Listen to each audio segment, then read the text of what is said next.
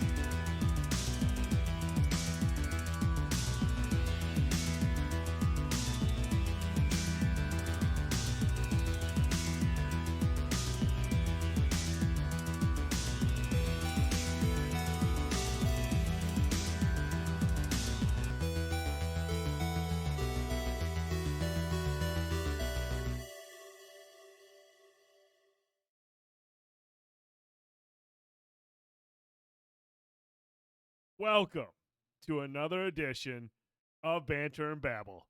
I'm the Dude79, and joining me always, my esteemed colleague and renowned piece of shit, Mr. Fanboytone. Mr. Fanboytone. Yeah. Happy New Year. New year, new me. New Year, new me. Mm-hmm. How's it going, buddy?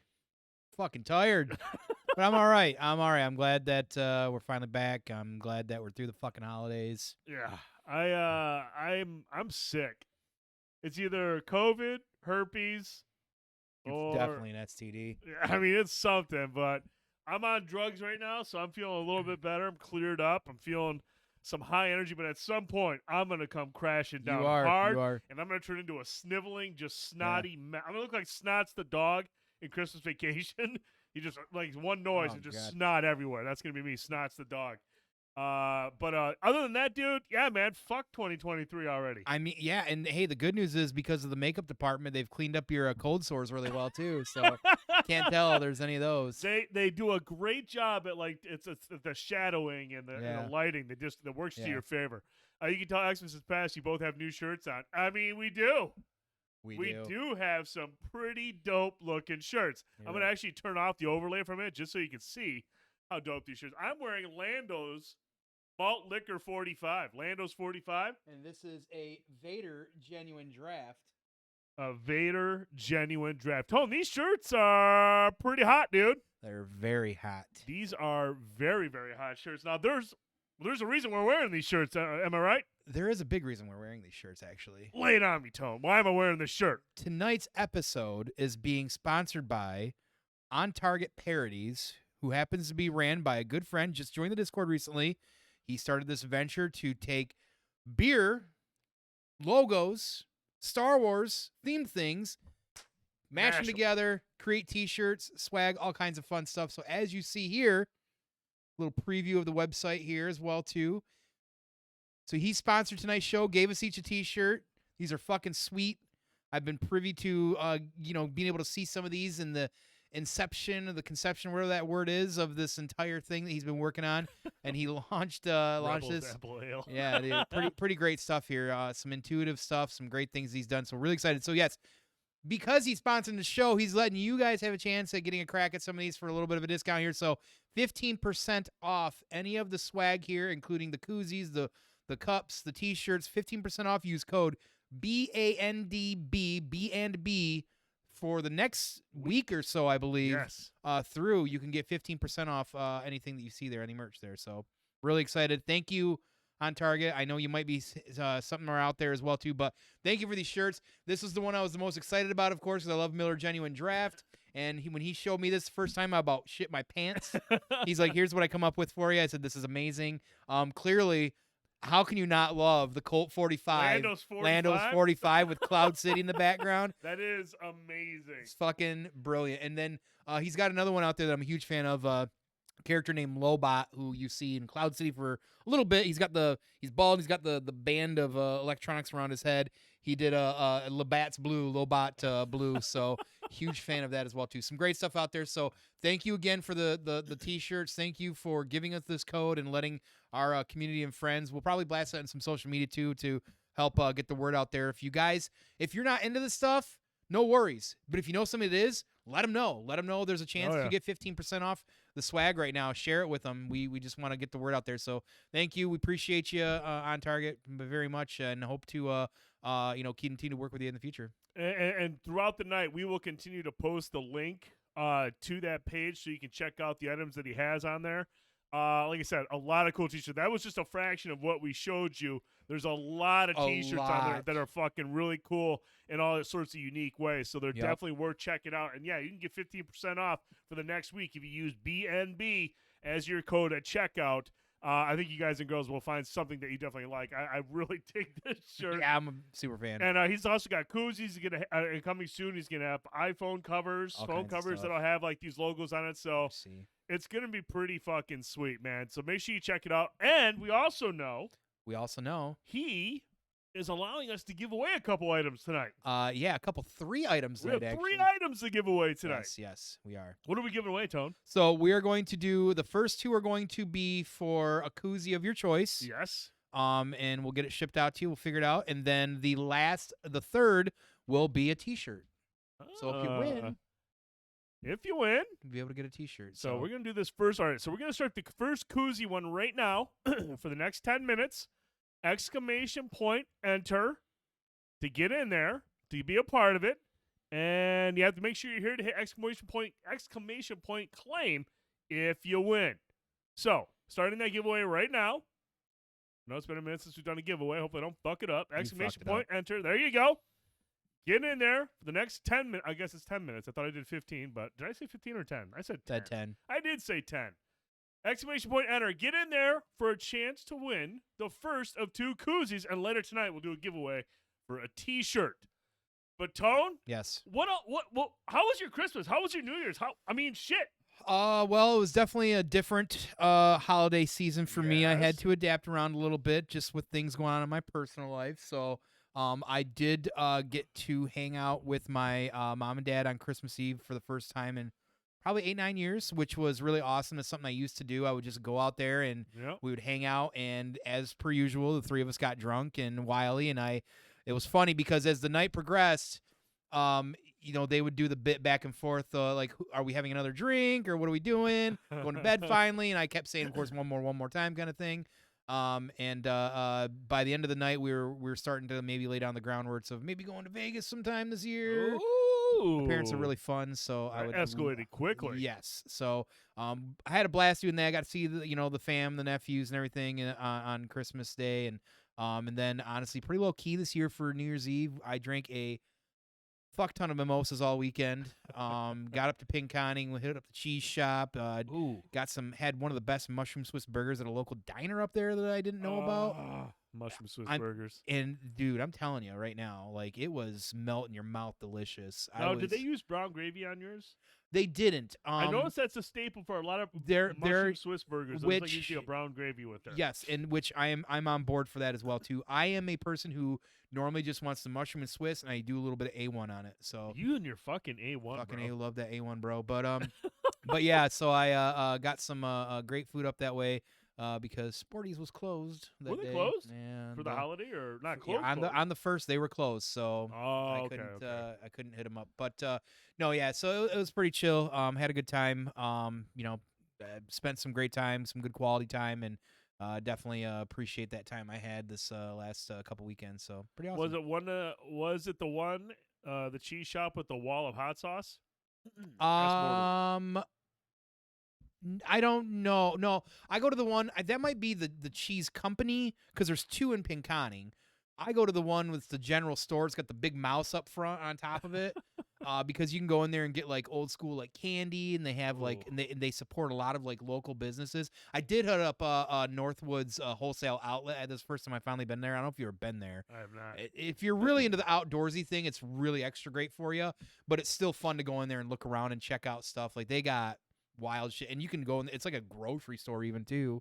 Oh wow! So okay. yeah. So if you guys saw, if you're on me, got my Instagram, I picked up the Z93 morning after snack sticks. Oh, how are those? I've had them before, but it's hard. I don't always get the spicy one, and it's so fucking good. Is it really? I've not had the snack. I've had the brat. The brat is awesome. Big fan of the brat. But yeah, Northwoods was a great time. So Pinconning's just one of those kind of little areas. It's not like going to Frankenmuth. There's a ton of things. But Pinconning for me is always kind of destination because you go to Sporties and you either go to the cheese company or you go to was it Wilson's cheese shop? A little bit more intimate than kinda. Yeah, and it's really chill. And like I said, the diner, the food was absolutely delicious. Like I saw a lemon meringue pie slice that I've never seen. It was like this big. I'm like, that's not even real. Did you get it?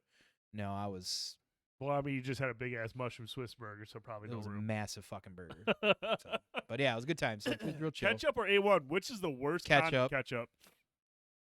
I will say that without question. I love A1. I use it on my French fries. I don't use ketchup for hardly anything. Rarely fries. And once in a while on certain burgers, but that's about it. I think there was a while where I was really into A1. I put it on my hash browns. It's great. I'm telling you, I use it because even the diner lady was like, really good with potatoes. It's great with potatoes. Yeah, big fan. A1 is gross, says Jay Hill. Oh man. Yeah, well, he likes Jim Harbaugh, so wow. I didn't say it. I didn't say anything. I'm not going to bring up the ass kicking you guys took from TCO. I'm not bringing it up. What's the average PGG? What is it? Is that the PPG or whatever? It's a lot. It's like 36.6. Yeah, it's postseason. He gives up a lot of points in the postseason. Weird. He's not a very good postseason coach. But that's it. We're done. We're done. We're done. We're not getting into it. NFL wants to bring him in. Maybe we like to keep him here. I would love to have him stay in Ann Arbor. I'd love it. I think personally, he's a great coach. He fits. He's fantastic. Right. There, Anybody that can eat boogers at a mountain survive. But I'm not. No trick. Now look, man. I'm not getting into it. Not getting into it. All I can tell you is MSU didn't get embarrassed in the college football playoff. That's all I can tell you. MSU did not get embarrassed in the college football playoffs. Right. We're moving on. No, they can have building years just like you guys were building for 2 decades with Hoke and everybody else. Just moving on. We're moving on. We're not going to get into that. We're not going to have fun at your guys' expense. Tone, let's see. My Christmas, we had a party for my wife's side of the family. Had an awesome grazing table. I don't know if you saw. That was incredible. Like that was the best. I mean, that's basically a charcuterie board, right? It was like to the nth degree. I mean, like she put on dude, it butcher was paper all on the table, bro. And then you just dump like all this stuff on the table, dude. It was. I made chicken bacon ranch sliders, and then She just got all sorts. She went to Aldi, which is like amazing for that sort of thing. 'Cause, Absolutely. like, you're gonna be putting a lot out there. It's super cheap Yeah. and like And quality. dude, cheap she and put quality. so much on there. It was fucking incredible. I almost came over. It was really. There was enough left over. Like I was, dude. At the end of the night, I was handing out Ziploc bags, going, "Take shit, No. take shit, take shit," and people were taking stuff. Yeah, man. And I was like, I don't want all this stuff here. And there was still like a good amount of stuff left over for us, like the cheeses and the meats. I was like, put that in the fridge because I'm gonna eat that shit tomorrow. Not joking around, dude. What's speaking of football, dude? Who got embarrassed more than the players, Michigan or you? I don't know. I didn't get destroyed. Oh, he's talking about fantasy football. Yeah, he's talking about fantasy football. I did what I do best in fantasy football. I started off strong, finished with a limp. Just real limp at that finish line. You Took third. pulled a Jim Harbaugh. I did. I did a Harbaugh. Awesome. I finished third. I'm happy with that. But you know what I'm really excited about? The belt is coming to Michigan. Is it still coming? It's still coming. Is it really? I'm not getting it, but Tricky's getting it. Oh, fuck. The belt is coming to Michigan, and it will stay in Michigan. I hope he eats like hot wings off it and stuff from like the hot wing place down there. Oh, yeah. Limp about it. It sums it up perfectly, Josh. Sums it up perfectly. So, yeah, did that on Christmas. And also Christmas, the missus got me a Blackstone. That's right. I finally got a Blackstone. Really excited about that. I'm going to season that this weekend. And then I'm going to attempt to make my first smash burgers.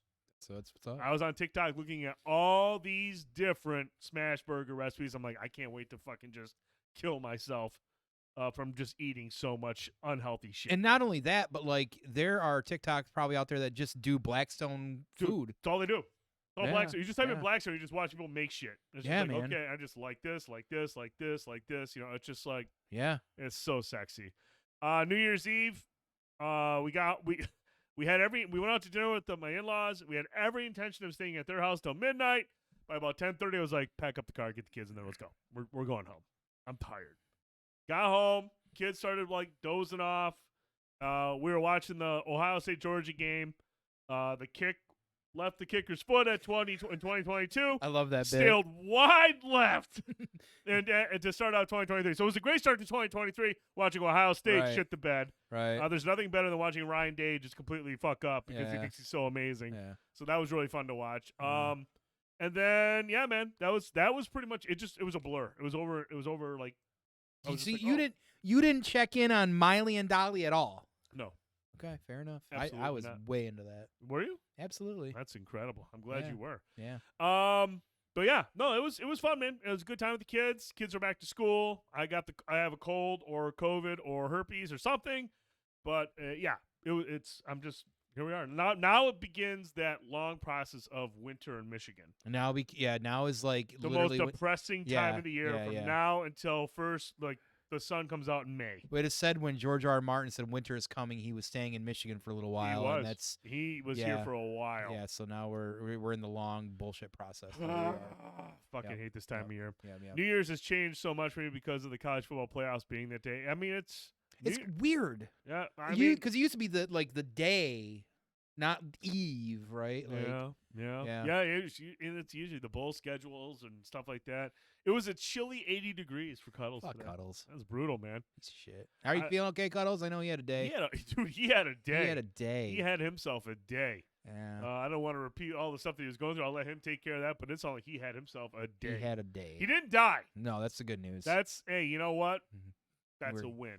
yeah. That's yeah, a win. Yeah. Shit, it was 55 here today. Yeah, it did feel like spring. It did feel like spring. Honestly, when it hits 40 degrees in Michigan, that's shorts weather. Like some people, shit, and, yeah, and hell if yeah. you go lower, that's respectable too. Dude, It's if we shorts weather. get a 50-degree day in December or January, I'm wearing shorts. Absolutely. I have to. I'm like, Yeah. dude, I need to Yeah. get this in. Oh yeah. Oh, Jay McKenzie Oh shit! is our first winner. He gets to make sure you exclamation mark claim there, Jay Exclamation point, McKenzie. claim McKenzie to get that dub. So there it is. Oh no, that's not him.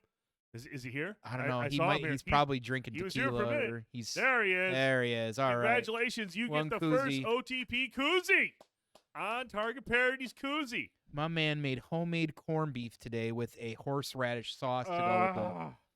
I'm showing off pictures of that. Jesus, Look delicious. I would make love to that. God, the corned beef, man. I love corned beef. Underrated. Corned beef is amazing. It is amazing. It is really, really amazing. Congratulations, Jay McKenzie. We will get you in touch with OTP to figure out how to go about getting your koozie. Right. I'll take care of it. Yep. Hey, you know what? You heard it here first. I just got a koozie. Whatever one you get, he's the one that gets to enjoy it. Right. The problem is this fucker he shotguns all his cans of beers, so I don't know what the fuck he's going to do. Maybe you can put a soda in it. I don't know. Yeah. I don't know. I'm drinking old fashions tonight to celebrate life. Oh, fuck yeah. Horseradish sauce is a big yes. Love some horseradish sauce. I love some old fashions. And Cuddles is just a man of culture. Let's move on. Let's move on. All right. Before we move on, we will start. Thanks on target. We will start the next giveaway. Get that next for the next koozie. So we're gonna run it back. No, it's gonna keep him out of it. Right? Mackenzie's out of it. Yeah. Well, I mean, it says allow past winners is no. Okay. So Jay McKenzie, don't enter because if you win, we're just gonna skip you. It should work. well, yeah. You know what? Hey, I didn't fucking create Mix It Up. Right. If it doesn't work, don't shoot the messenger. Shoot It took him like a year to figure it out to work with Twitch, I think. It's hot garbo. All right, we're starting the second giveaway as we move on to our first topic of the evening. First topic. Tone, this has been a very intense Cuddles and Tricky classic. Yeah. The best TV show of 2022. Okay. It has been a very intense battle. We're gonna do something cool for this one. Instead of just because originally we were like, look, man, if there's any ties like there is for this, the boys in Andor are tied at 9 votes. 9 votes each. Stranger Things absolutely just destroyed Winning Time, which I kind of expected. Yeah. Winning Time, a great show. But Stranger Things is Stranger Things. But Andor and the boys, that was something else. That was a real heated match. I honestly thought boys was going to walk away with this. I thought they were going to walk away with it. As much as this was a tough one for me too, because I really, really like the boys. Like, there's been a lot of matchups where I've been bummed about, I think, to a degree. But I think overall, so far, this was probably, for me personally, the hardest. Right. I just do. The more I've thought about it. But, I mean, deadlock. It's been deadlock for days. It didn't move. And I think everyone was kind of set on their choices. Yeah. So it was interesting to see. But, yeah, it was deadlock for days. So, very, very interesting. So, originally our thought was, like, look, if we have a tie, we'll flip a coin. Right. And then you and I were talking like, no, dude, I can't do that. Yeah, that's stupid. That's really kind of stupid to do a flip your coin thing. And I know that the chat's starting to get into a little about whether or not people watch the shows or whatnot. Like, look, I don't care if a person watched one episode. I don't care if they only watched one of the shows of the two that are facing off. If they want to vote for the show that they watch one episode of, your vote is valid. You're more than welcome to. We are still streamlining the bracket. Mm-hmm. We're still streamlining the process. But we want to make sure everyone can be involved. And if somebody hasn't seen the show and they don't want to vote, you don't have to. But if you've seen one episode or whatever and you want to vote, you're more than welcome to. Because honestly, Tone, I want to have a discussion. Mm-hmm. You know what? I want to talk about this. I think this is an interesting thing for us to do. Mm-hmm. And Tone, so what we're going to do is you and I, we're just going to talk briefly. Yes. About these two shows. And why we feel these shows are worthy of that final spot. Yeah. Stranger Things is sitting in the other bracket just waiting, going, come at me, bro. Yeah. Stranger Things is chilling. Whoever wins, you lose. That's what Stranger Things is saying. It's Whoever very possible. wins, you lose. I think at this point. But, dude, I think there's a good conversation to be had here. I do. And so that's what we're going to do with this one. Now, the poll's not going to start just yet, but I created a special scene for this. Special scene. We know the poll will not start just yet. I will let you know when the poll starts. But let's hop over to our the voting desk. Okay. Here's us. Here's the bullshit we're doing, and there's the fucking shows that we're gonna talk about. But the poll's not open yet. We're gonna do a live poll right here on Twitch, live during the show, as we're explaining things. And anybody in the chat, you are welcome to vote based on whether you've seen the shows. Mm-hmm. And you already know what you want to do, or if you listen to what Tone and I have to say, make an informed decision on that. If you that. just like boys and you want to vote for some boys, vote for some boys. If you like Andors and you want to vote for some Andors, vote for some Andors. Thank you so much, Forge, for those bits. We appreciate those you. biddies, baby. All right, Tone. Yeah. Number 6 versus number 2, The Boys, season 3. Holy Overtime shit. discussion. Holy shit. That's what we're going to get into, Tone. Are you Skip Baelish? I did. Are you Skip Baelish? Yeah, you are. I'm Yeah, Skip- you Skip Baelish. Okay. Stop it now. All right. I want to get your thoughts, Tone. Yeah. Let's start with the 2 seed. It had to overcome Peacemaker or Peacekeeper or Peacemaker. What, a Peacekeeper? I'm thinking of Silver Bullet, the guy's bat behind the bars. Peacekeeper. Right. Anywho's, going back to it, it had to go by Peacemaker, which was a really tough one. That was brutal. That was just unfair. And still surprised that honestly boys moved past that. Yeah, And to some degree, but like, how do you have that discussion? Because that's a they tough are two listen, they are both live in the comic world, Yep. but they are two indifferent entirely things. Yep. Like, that's why I feel like this conversation is even better because this is like apples to oranges. This is much yes, different. absolutely. But Tone, let's start with The Boys, man. I mean, Yeah. why do you feel The Boys is worthy of that slot to face off against Stranger Things? You know, What about this season specifically? Because that's what we're talking about. This season, right? This season specifically. Well, I think the build up to the season where these characters have gone and the reason why it's important to lightly touch on the other two is a character like Homelander, who has been almost like keeping beneath the surface his psychoticness. I mean, we see the cracks in it, right? We know it can shine through. This was really the first time that he could just kind of like let loose on it. I didn't have to hide it anymore. He didn't really have to. And it's almost like a lot of things really started coming to a head at this point as well too. And even really with Butcher and the crew, because everybody was kind of split for a little while, and you know, there's still this common good, and then you introduce a whole other new character into it, and these other revelations. Soldier of Boy. Right. You know, and it's not the Soldier Boy does the dance either, and it's actual Soldier. Anyways, but like again, it's just that this series has so much like this grounded realism. If in fact, let's say superheroes were real, and they would certainly be like backed by corporations. Just everything about it feels like it's so like what you would imagine in the real world. And the what am I trying to say? I'm gonna get lost track here. The whole entire setup of like the fuck, I can't get it out. The premise? Maybe the premise. I don't know, but I can't get it out what I want to say. But I'm gonna try and stop. But at the end of the day, I just feel like this is a brutal superhero. I know what I was trying to say. It keeps a pulse on current events. Yes, satirical. Thank you. And it doesn't. Yeah, I know. I didn't take enough Cialis or whatever it is. It just adds in that pepper of life where you're like, oh, and they don't really throw it in your face. That's the thing. Like some things, it's really there's a couple of scenes where they do have it. You know, it's more than the tongue in cheek. It's really kind of in your face. Yep.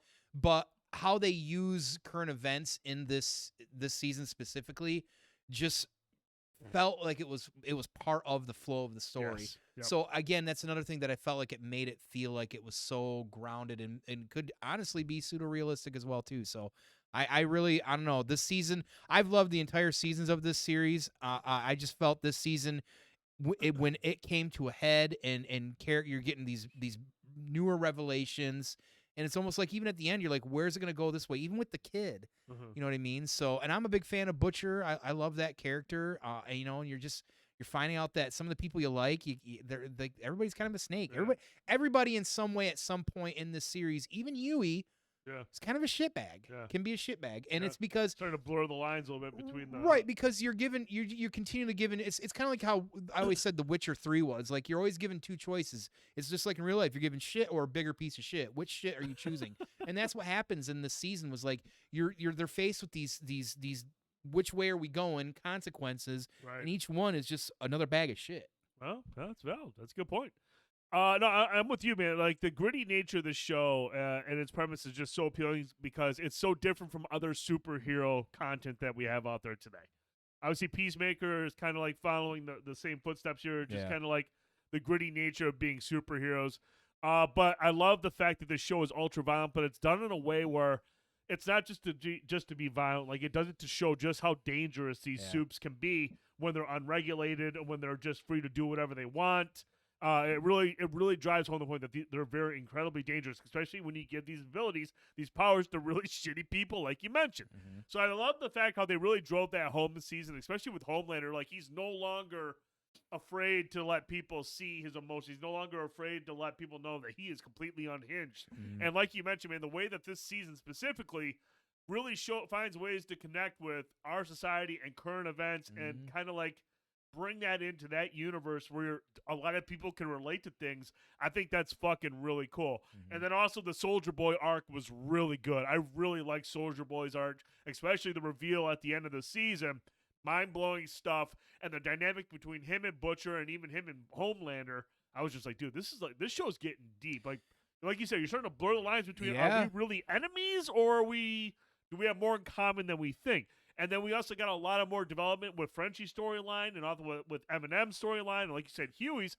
We got to see a lot of good character development, even though the show kind of went way crazy this season compared to the last two. Yeah, and like, I think that you were getting close to that mark too. Like the Doggity. Nice. Doggity. You are the winner of the next OTP koozie, aka Gilly the Kid. Gilly the Kid. Doggity. Exclamation point claim to claim your prize. If you're still there, hopefully you're still there. You have won a koozie, and we want to get that to you. Type exclamation point claim, Doggity. Quickly, you have like 1 minute. Exclamation point. There we go. Sweet. Woo! I'll get with you on that as well too, Gilly. I just got myself another koozie. So yeah, don't order the same one as him. Right. No, but the background stories we got like in the 80s or whatever it was when like with the camp and like all that stuff, like there was a lot of stuff you would hear reference that you didn't have any context for. We got more context for things and VOD and all kinds of different stuff and how these characters and how Black Noir. We got a lot of Black Noir. Man, the Black Noir stuff was nuts. Dark. So there's a lot of great stuff about it. So it just felt like that after all these episodes, we finally hit some really big like crescendos and had some big payoffs and some character arcs and some development. So all the seasons have been great. Season 2 was wild, you know what I mean? With what's her face? Stormfront. But then this season just come flying around, and I know you and I think Cuddles, your favorite episode was when he was inside the peepee, all that fun stuff. So yeah, no, what a series. Prime definitely I think is hit or miss when it comes to their series, but they have like a big home run with this one. Like this is definitely a big premiere for them. Let's see. Sissy Val, hi. I finally made it. Geez, not good with technology. Hey, at least you're here. We're just glad that you're here. Yeah. We're glad that you made it. Opening up the Twitch app on your phone is tough. It's very frustrating. But I'm glad you figured it out. But glad you're here. Yeah, thank you. Before we get into the Andor stuff, we're going to start explaining this as well. Can you, Mr. Cuddles, please activate the poll? You'll have 5 minutes. We'll talk about Andor now. Mm-hmm. We'll start talking about Andor. And you, the viewer, can vote live right now as we discuss this. If you already have your mind made up, hey, that's cool. You can vote once the poll goes live in the chat. But we're going to talk about Andor now, Tone. Yes. Look, I have said this many a time before. Yes, you have. This show has done wonders for the Star Wars IP. It shows that there are compelling stories to tell that don't rely on Jedis and the Force. Correct. I love the Star Wars films. Seriously, they are a staple of my childhood. Mm-hmm. I spent many moons, many nights watching Jedis versus Vader and all that stuff. I know what Star Wars was to my childhood. And it's some of the best sci-fi out there. And I appreciate the fact that Disney doesn't just milk that side of it. Mm-hmm. They have taken a chance here. They came out here and said, hey, look, we have these characters, we have these storylines that we can thrive on. And that thrive on good writing and taut direction as opposed to bombastic CGI. And that's one of the things that I really enjoy about Andor because it is such a different type of experience compared to other Star Wars IPs. Mm-hmm. You're getting into that nitty-gritty nature of the rebels and what they had to do to fight the Empire behind the scenes. Mm-hmm. And as a huge fan of spy thrillers such as the Bourne series and whatnot, it's great to see the gritty side of what happens in the field, but also everything that goes on at a higher level. Mm-hmm. With the Senate and the people who are behind the scenes, playing chess. I love that kind of stuff. Mm-hmm. The thought-provoking stuff. And that only works with solid writing. Mm-hmm. And this show has incredible writing. Mm-hmm. Great build-up, great story arcs, great character arcs, and some awesome payoffs. I know there's a lot of difference of opinions on that stuff, and that's fine.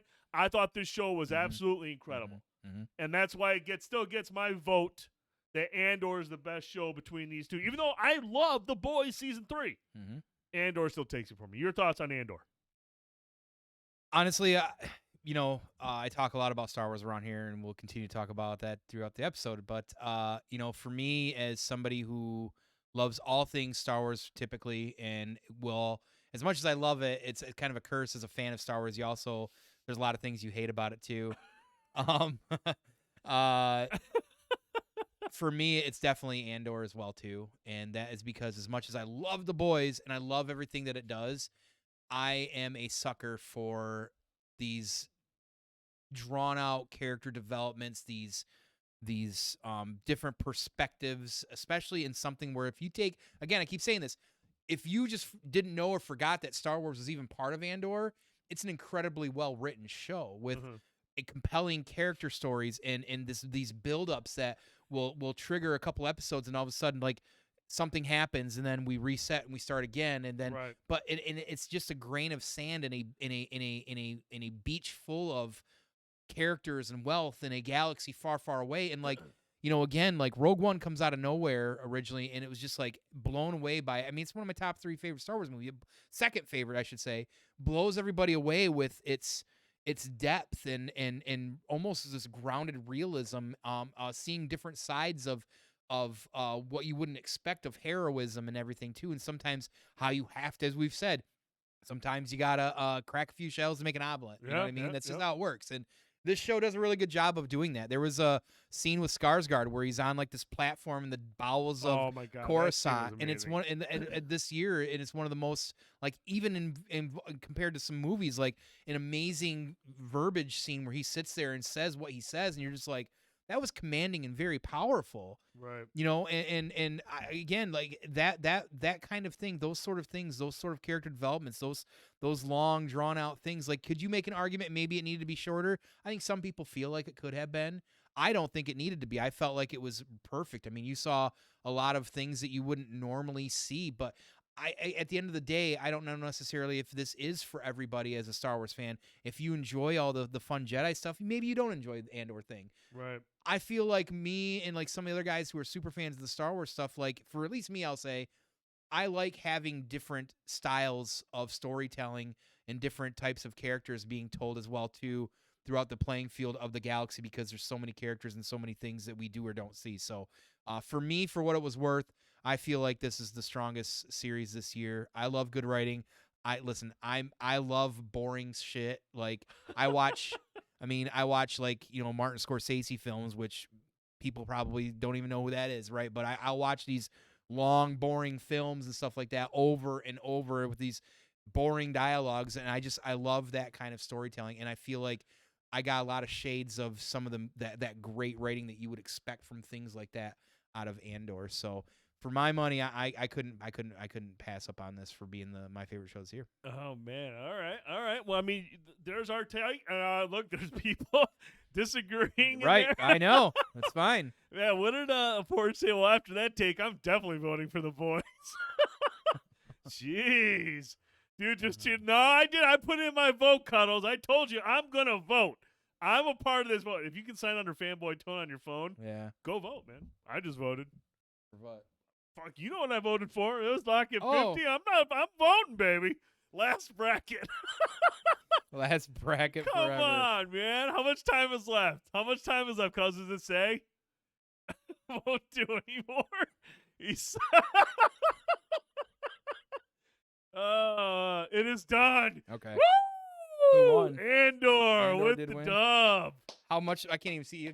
56 or 55 to 45%. That's pretty big deficit.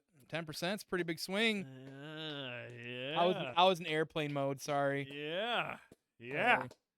So, wow, one vote. That's weird. That's cool. This almost as bad as The Rock not winning the Nick Cage showdown. There's a lot of people that were not happy about that. Well, Forge the super fan. Yeah, see, look, look. Hey, like, I get a vote, dude. I get a vote. Hey, right. dude, they're never making SOCOM 3. Come on. Now we're just being rude. Oh shit. Andor will move on to battle Stranger Things. Well, I got news for Andor though. I have it, dude. There are now he wants to call in. Absolutely not. I don't even think he's got it set up. I don't have Discord up. Otherwise, I would have you call in, Cuddles. Actually, I might have it set up. Hang on a sec. Oh shit. Oh shit. I am on my 5th drink and may have had a stroke. Yeah, before he dies, let's get this set up. And here's the thing though, like very honestly, and I know we'll talk about it deeper if theoretically, let's say Stranger Things season 4 does beat Andor. I've got a pretty good guess, right? Right. And here's my thing about that as well too. As much as I love Andor, right, and I love the enriched and deep dialogue, character development, the sometimes maybe for some boring Stranger Things season 4 does what a lot of shows can't do, and it does it on a lot of levels. I mean, nostalgia for one, but like certain things that happen to certain characters to stay like, let's look back summertime when we were all watching that first half of that season. Everybody's like, whoa, whoa, and we were all talking about it. And then the second half, and everybody binged it. And remember, It was breaking records, I think, on Netflix on watches and stuff like that as well, too. And then certain things happen with characters, and like the entire world stopped. Right. You know what I mean? Like, can Andor's great writing and character development, can that touch that kind of things that it did to everybody on like an emotional level? I don't think so. I think that's a valid point. All right, I have no idea if this is gonna work. I think Cuddles in there. Cuddles, can you say something really quick? Daddy? Say that again, please. Daddy? Okay. Can everybody hear Cuddles? And is there an echo? Blanco certainly can hear you. He's got a boner. Go ahead, Cuddles. No, I just want to speak on this bracket in general. Okay. No echo. This one was hard. It was hard. Okay, was, cool. All right, so we got sophisticated Cuddles for now. He said it was difficult. No, lay it on me, this man. bracket in general was hard for me and tricky to sit there and put it together. Like, yeah. There was so many shows that we couldn't add to this list. I mean, because there's just so many throughout the year that were just so well done. And the fact that Andor won, cool. I don't see it, but I wouldn't any of the shows on the list except for probably Rings of Power. I could have put winning this thing. Yeah. I mean, yeah, you're not wrong, man. I think I think you're right. I think Rings of Power was the one that was like just like a pity invite, you know, just like it was that or Halo. So it's the Division 2 school that made it in late. Like, yeah, you guys can come play the tournament. Yeah. But I mean, just the first week of the bracket when Cobra Kai got beat by Wednesday, and I've already called Dateline NBC. They're coming to y'all's house. Y'all know who y'all are. Oh no! But like I knew then, I was like, this is gonna be a crazy bracket. I mean, look at Winning Time. Winning Time is a great show, and the fact that it made it to the semifinals proves it. Yeah. And that didn't have an easy path. Winning Time did not have an easy path. That was a surprise for me too. Mm-hmm. No, and I thought Peacemaker was going to win that side, to be honest with you. And the fact that Andor did is kind of surprising. I thought Peacemaker was honestly going to get past the boys. Honestly, I really did. The way we talked about Peacemaker and the way everyone enjoyed it. I really thought Peacemaker was going to get by the boys. Mm-hmm. I did too. And I mean, even just, I know a lot of people didn't enjoy it as much, but Miss Marvel was amazing. I mean, there was just a lot of great media we had last year, and I'm hoping we can have it again this year. I do think The Boys is just better. I mean, it was entertaining from the opening credits to the end credits of the first episode to the last episode. Where Andor, it was a slow burn. I really did enjoy it from until like, I don't know, episode 6. Like pretty much around the time they robbed the payroll. That's when I stopped liking it. Right. But no, and like, you shut know, up, Tricky. Shut up. You know, even though I voted for Andor, like I really like don't make no mistake. That was not an easy fucking decision. No. That was really not easy to do. Like The Boys is like, that's one of those shows where you guys kept riding me like, dude, you got to watch this show, and I was like, I'll get to it. And it's one of those shows where I'm just like, man, I'm really glad I listened to this community. Yeah. Because usually they're all full of shit. But Yeah. I was like, man, they were right about this. Like this show is really good. And seriously, when it came down to this, it sucked with going up against the boys in Peacemaker, and it sucked going up against Andor and the boys. Like it is that good of a show. And I think like Cuddles says, I think Andor is one of those shows where, it might not be for everybody. It might not resonate with people because The Boys is just a really engaging show.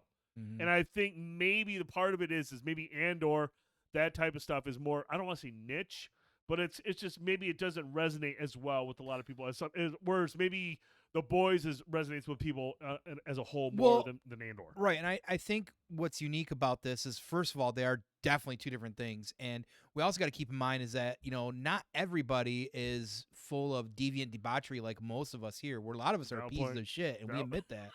We're sick fucks. We're middle-aged pieces of shit.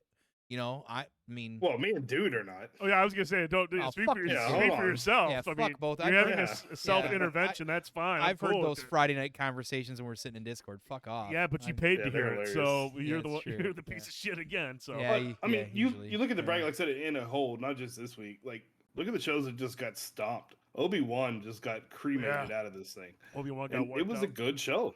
Yeah. By far, She-Hulk, same thing, just got beat up. Like.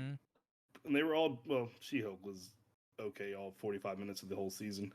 But I want to see if I can find the because numbers. Go ahead. This one was definitely harder to do than the Nick Cage bracket by far. Oh yeah, absolutely. This year. Way harder. Yeah. Because there's shows I like that didn't make it. Like I'm a big Peaky Blinders fan. The Last Kingdom. There's other shows that didn't even make this list because me and Tricky tried to focus on the shows that were mainly y'all had talked about throughout the year. Like Chucky didn't make it. I mean, there's still a bunch of them that just did not make this list just due to the 16 numbers. We also didn't finish the second season of Chucky either. Right.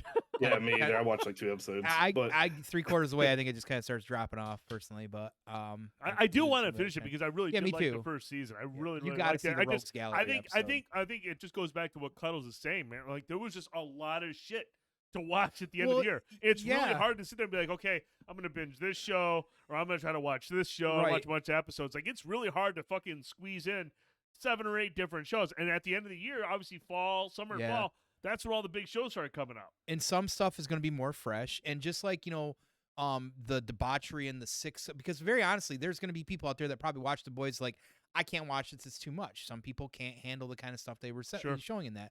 Whereas Andor, there's other people out there as well too. Like I know I'm one of those people, and I definitely know you are as well too. Like you look at the Mission Impossibles, or you like the Bournes or whatever. You love that espionage-y kind of stuff. Some people don't like that sort of stuff either. So it's just unique to see these different things mash up against each other. And then you gotta, like, if you're somebody like me or you who also just like, well, I like all this shit. Like, what do I vote? Then you got to sit there and like through like the fine comb, you got to figure out, okay, how am I going to break this down to actually choose, gun to my head, like what am I going to choose? And I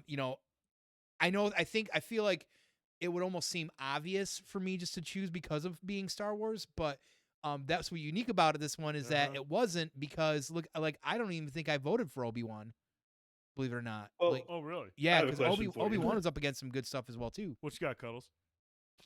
If Peacemaker would have beat The Boys, would it have changed anything? Had Peacemaker beaten The Boys and gone up against Andor? For me, probably not. Again, I really, really, really like Peacemaker. I just do like, for me, having outside other than Rogue One, I mean, maybe Solo to a degree. We haven't seen much from Star Wars deviate from, in terms of the mainline movies. Right, in haven't terms seen of it main characters and deviate too much from the Jedi and the Force stuff. Yeah. And Peacemaker is still part of the DCU. I'm familiar with Peacemaker. I'm familiar with the DCU. This though was just, Andor just feels really fresh. And again, it's the fact that I love spy thrillers. I fucking love that stuff. Yeah. I love the tinkering behind the scenes. I love the build up. I love all that stuff. So that's why that's why I'm still leaning towards Andor. If Andor hadn't come out this year, or if Andor had sucked, this Peacemaker Boys thing would have been a fucking nightmare for me. I think for me, I think I probably would lean more Peacemaker on Boys versus that. Now, I agree. I agree. would agree with that. I'd probably lean towards Peacemaker. I think that half-ass is right. I think Peacemaker versus Andor would have been even harder for me, truth be told. Because as much as I really like, yes, The Boys is like, there's just I don't know what it was about Peacemaker. Maybe it was just the intro. You think, Tone, and I want to get your thoughts. Do I really want to taste it? Dude, that's what a song. But I want to get your thoughts, Carlos, and I want to get the thoughts of the people in the chat. Do you think that some of these shows, Andor and Wednesday, shows that were in their first season, kind of going up and knocking off shows that were in their multiple seasons? Obviously, Peacemaker barely lost to The Boys. I don't think that was a blowout. I thought that was semi-close. But I mean, like, do you think it's the freshest stuff? And I understood, like, Tricky's, and I know, Cuddles, you'll have an opinion on this because I think everyone has a different thought on how they would rank the Cobra Kai seasons. Yeah. But, like, I didn't watch Wednesday, but I watched Cobra Kai, so I was like, cool, I'm going to vote for Cobra Kai because I really like that show. But at the same time, I understood Tricky's perspective. Like, look, Cobra Kai as a whole, Season 1 to where we're at now, if you want to vote that against Wednesday and vote for Cobra Kai, cool, I get that. But Cobra Kai Season 5, I loved it. Thought it was a good season. Mm-hmm. I enjoyed it. I don't think it was the best season of Cobra Kai. Mm-hmm. And maybe had I watched Wednesday, I could have been like, you know what? Does Wednesday bode well up against Cobra Kai Season 2 or 3? Maybe not. But Season 5, maybe it is better. Right. If you're looking at individual seasons. Now, Carlos, I know you feel differently. I think you really enjoy, like, you think Season 5, or you felt Season 5 was like top tier Cobra Kai or close to it. Yeah. Okay. So Cobra Kai was definitely good.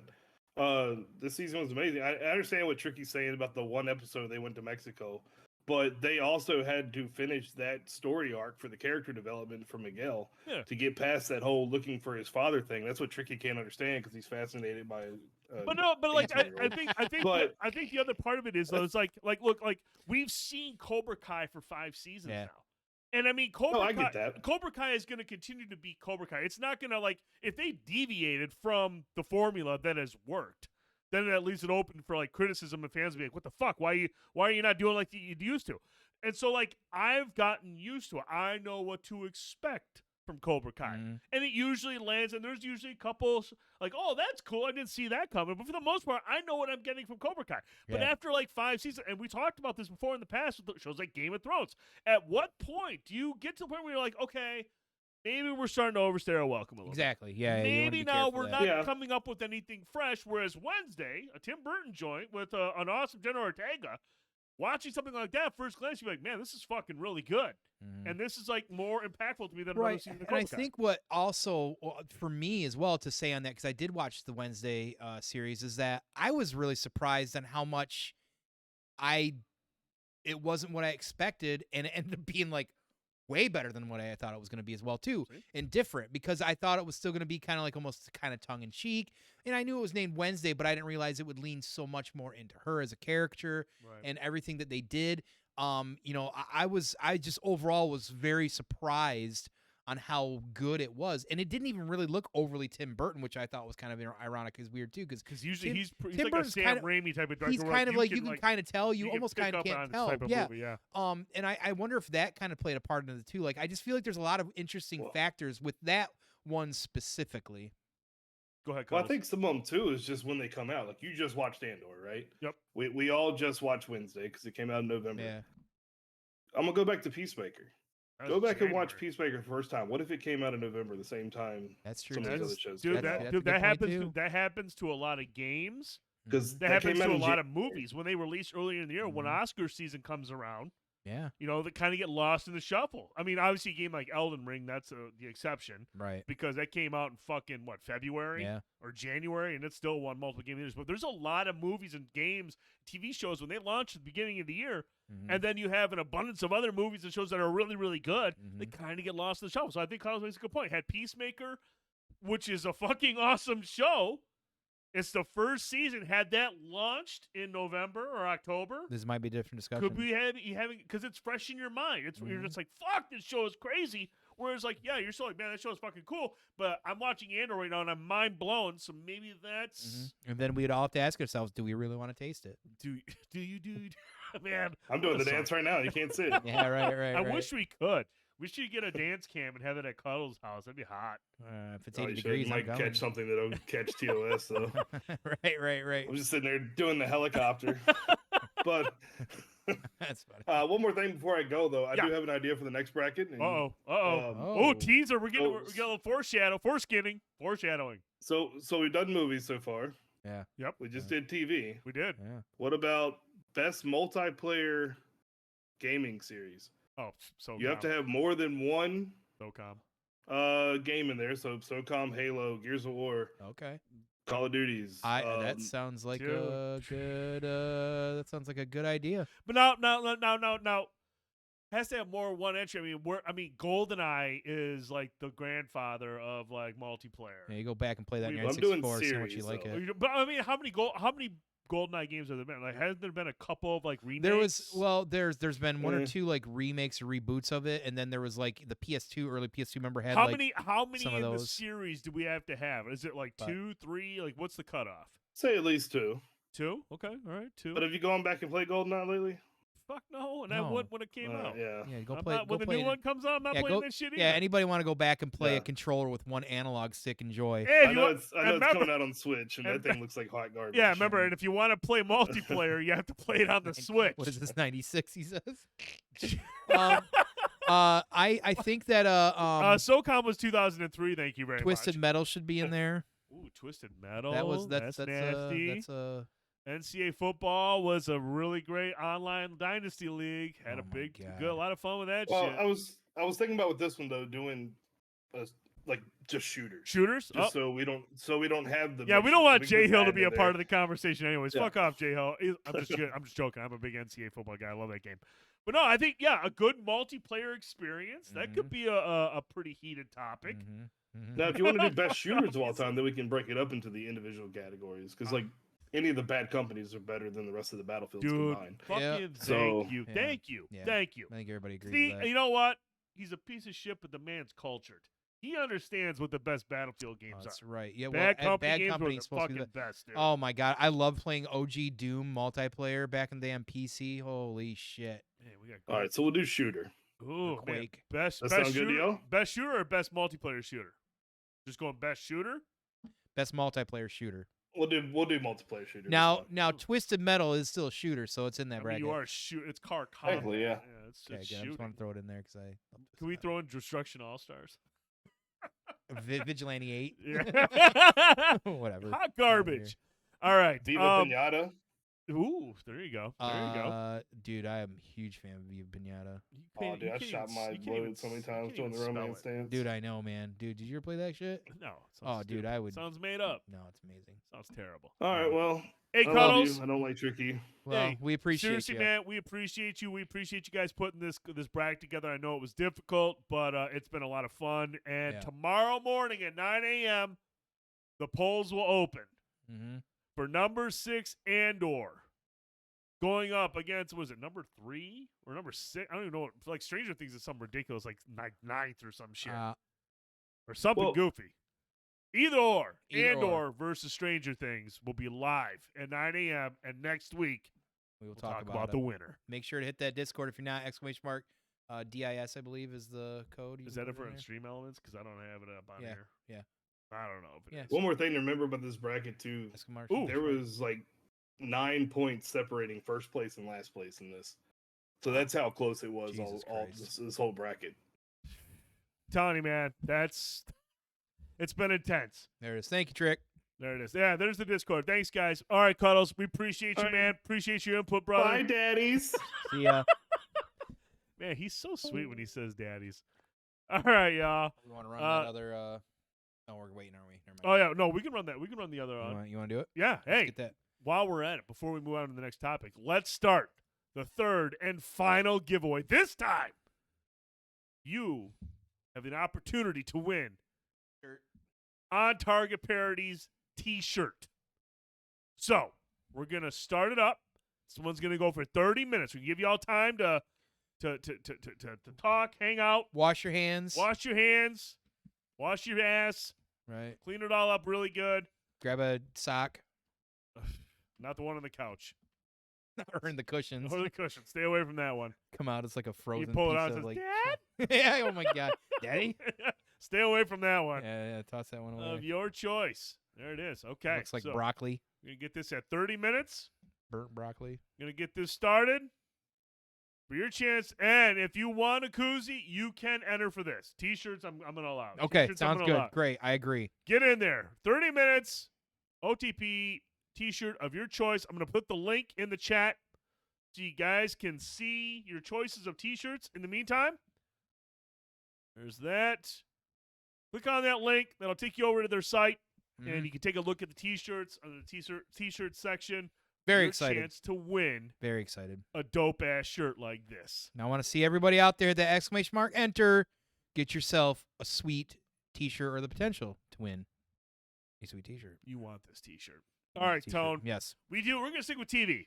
We got some TV news because we're going to talk about Wednesday for just a moment. Yes. Obviously, Wednesday, the number 16 darling that knocked off number 1, Cobra Kai. Still crazy to think.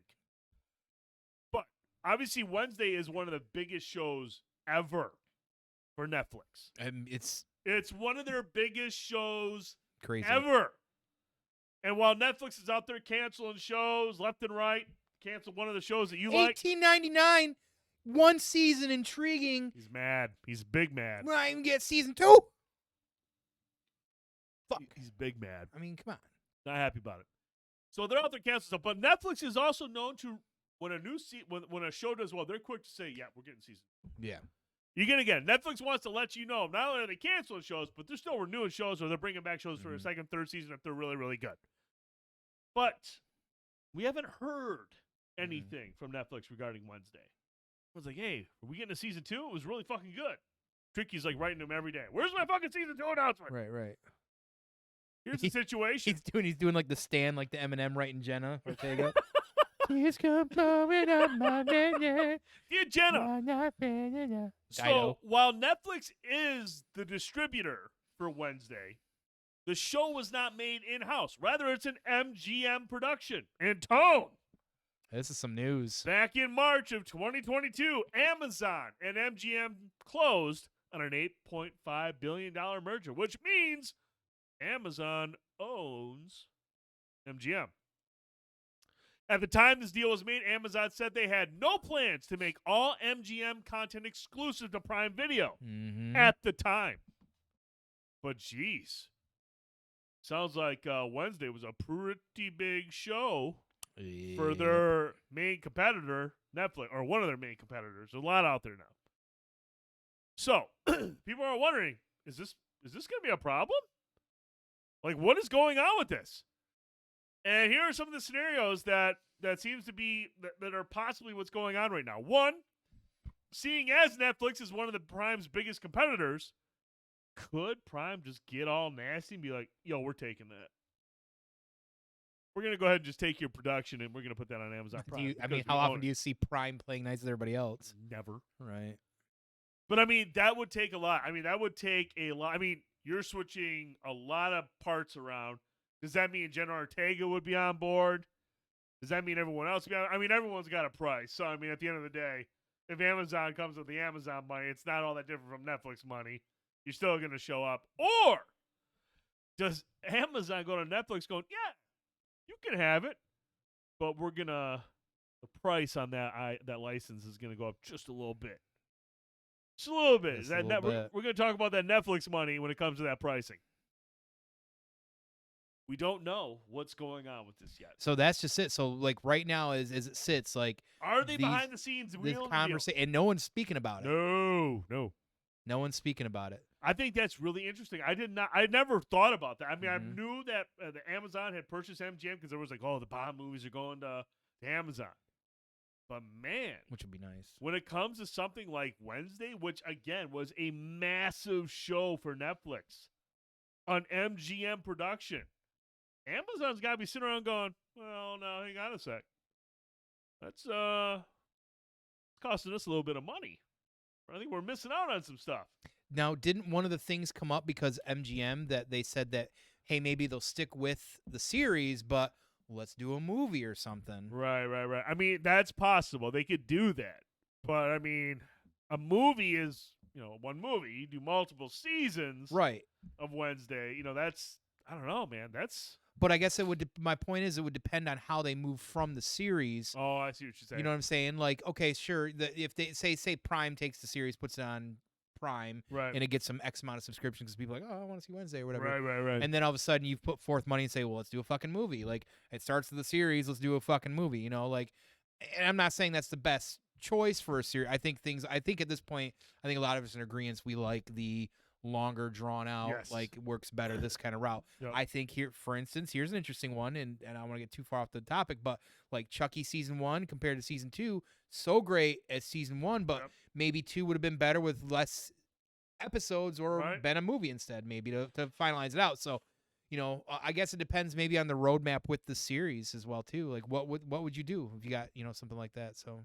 Yeah, it's and these are the things that I always find interesting about like these like situations. Mm-hmm. Whether what goes on between these streaming services when you have licenses and people buying up properties. Like, how does that work? I would love to be on a fly on a wall in one of those rooms as they're having this discussions of how they're handling Wednesday. But I mean, this is clearly been this story broke, and like it's. A lot of people are thinking, man, this must be a thing, because usually Netflix is very quick to say, look, this was successful and we are bringing it back for season 2. Mm-hmm. And we haven't heard shit from them. So either we're trying to work out things with Prime, or Prime is just simply playing hardball. And they're just saying, they're trying to figure out how to maximize their profit, their gain with this IP, whether it's with them or with Netflix. Yeah, because even then too, then you have to wonder like what are the contracts fault at? Because if it's owned by MGM, like I think even gets weird like that too. Like, wouldn't if an actor signed up for this, like, hey, they're signing under this with Netflix because through MGM, but then they're like, well, I don't want to work with Prime. Maybe let's say she doesn't like Prime for some reason, right? So I guess I don't know how that works, but a lot of fine print. But I like to think if you were to fly on the wall, watching what's going on there, I think they'd be doing something like maybe some jump rope, like a team of jump ropers. Like, how long are you going to be able to do that jump rope, dude? That'd be an interesting way to settle that. Or doing the dance with my hands thing. Maybe they're having a dance off. Still. Should do that too. That'd be pretty hot. Yeah. But no, I think that's an interesting development to follow along with. Keep an eye on. And at some point, Netflix is going to have to say something about this show, because, again, when they have a hit on their hands, they are quick to let people know, hey, we're bringing them back. Yeah. That they're out there canceling $18.99. Motherfuckers. And they're just out to get you, dude. They're out to get you. But Tone, look, we talked about it. Cuddles talked about last year. We had some great content on streaming services. Yeah. We're into 2023. It's January, and from my count right now, there's a lot of shows that start in January. There's 5 right now that I'm hyped about personally. First up, The Servant, next Friday, the 4th and final season. I can't believe that's 4 seasons already in. Final season, dropping on Apple TV Plus next week. Really excited for that. Last season, they really leaned into Rosemary's Baby vibes. Like, it's getting real dark and twisted, and I dig that. We also know Star Wars. We'll talk about this a little bit later. The Bad Batch Season 2 started today on Disney Plus. First 2 episodes are available now. Also next weekend, The Last of Us, HBO Max, January 15th on Sunday. Really excited about Sunday that. show. Sunday show. A new Sunday show. I'll have Servant on Friday, Last of Us on Sunday. Hyped about that. I put this on here because I know there are some people out there that love That 70s Show. That 90s Show begins on January 19th on Netflix. Clarence Boddicker.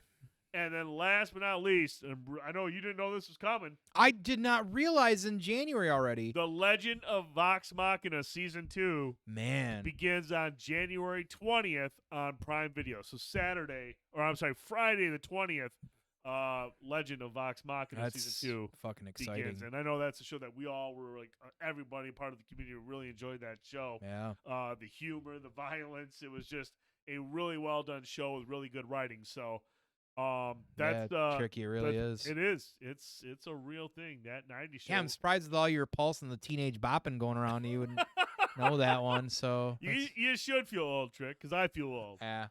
Where all of a sudden that 90s show is like many moons ago. It's like, I mean, he's so old now too, which is crazy. But it's him and the mom that are like everyone else. Is anyone else in it, or is it different?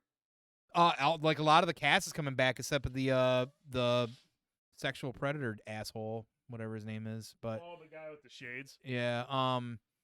So I just watched Big last week, and I hadn't seen it in a while. Which, by the way, when I start watching Tom that, Hanks I'm Big? yeah, I'm That's I'm a good one, man. I'm usually glued to it. The mom was Mrs. Patterson, the secretary in that, which was really random as fuck. Oh wow! Yeah. That was pretty random as fuck. Wow. Right. Wow, Right. I totally forgot about that. Interesting. All right, but yeah, that's the one thing we want to talk about for as far as TV news go. Mhm. The Wednesday developments, and then some of the shows we're to in January. Because obviously, we get to January, and here's 5 fucking shows that I have to try to get caught up on. Good times. And the next show that my wife and I are gonna start watching is Yellowstone.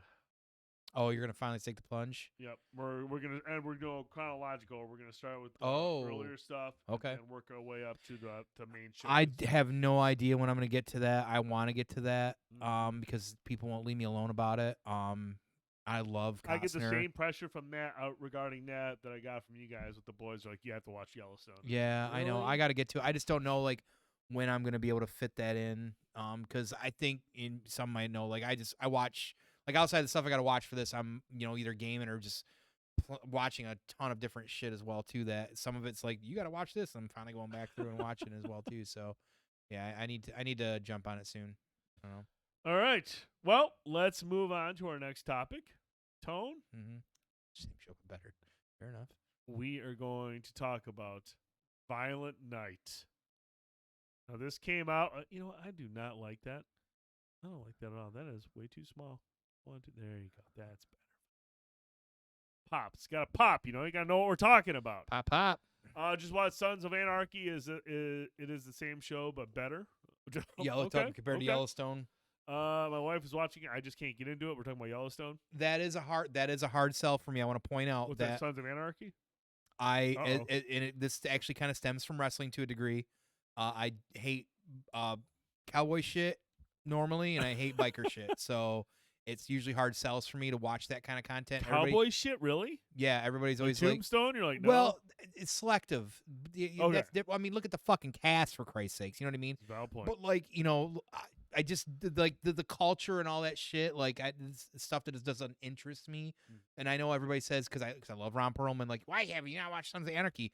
Because biker shit is hard for me to like go. Oh, I really want to watch that. Right. But it stems from wrestling. I hate biker gimmicks and I hate cowboy gimmicks because they always default to that for wrestlers. So it's a weird nuance of mine. But so it is part of the reason why I'm dragging on Yellowstone yet as well too. So I'd probably watch Sons of Anarchy before I would watch Yellowstone in the next decade, anyways, because it's older. But I digress. Fair enough. Adam Page is an incredible wrestler, says Forge. That's right. So Tone only likes Val Venus. yeah, well. So Hello, ladies. Robert Duvall's a 10. Robert Duvall He's a national treasure. is a goddamn national treasure. Is what he is. That's right. Don't forget !enter for a chance to win an on-target Parodies T-shirt of your choice. !enter. The winner will be announced here shortly, probably in the next 15 minutes or so. So make sure you get in. It's free. It's easy, and you get a free T-shirt. You get a Lando's 45 malt liquor, a Vader genuine draft, or whatever you see on the website. Click on that link. I'm gonna put it in there again for y'all. Get over there, check out those T-shirts, figure out which one you want to win, and then !enter. Yeah, and if you don't win, use code BANDB BANDB to get 15% off. 50% off. There you go. Up until next week. Sam Elliott is Stu. He's the classic cowboy. Sam Elliott is yeah. Sorry, that stuff's just a hard sell for me. Only you can prevent wildfires. That's right. He does those commercials. I'll now. take a sarsaparilla. So, God, he was so good in I Big know. Lebowski. I know. All right, Tone, I'm gonna let you go first on ViolentNight. Oh yeah, I see your book over there. So I don't. That's not a book. yeah, it's a book, you big baby. Oh, maybe it shouldn't have sucked. I really enjoyed the movie. I felt like I know already some of the things that you said as well too. We're gonna agree on some of the nuances of that. Specifically, John Leguizamo. He's been nothing but running his mouth lately about everybody else in the business, and he can't get out there and act half-assed, which is weird because have you ever seen certain movies like Empire and shit like that, where he kind of plays like that tweener, like bad guy? He's good in, but like I don't think he was given great material for this. It was quite terrible. But at the end of the day, for me, I just felt it was this goofy ass comedic, almost Santa Die Hard or something. I don't know. Like I for whatever reason enjoyed and thoroughly entertained every fucking minute of it. Even as bad as the writing was, I didn't care about any of that shit at one point. Like at the beginning when like he takes off in the sleigh and she's out there like, where'd he go? And he just pukes on her. I was like fucking dying, and I'm like, all right, I'm ready. Like, okay, this is how we're starting out. Let's go. So, and then the just the goofy scene, like even the random background story of him, like they didn't go deep. Don't get me wrong. I wish they would have.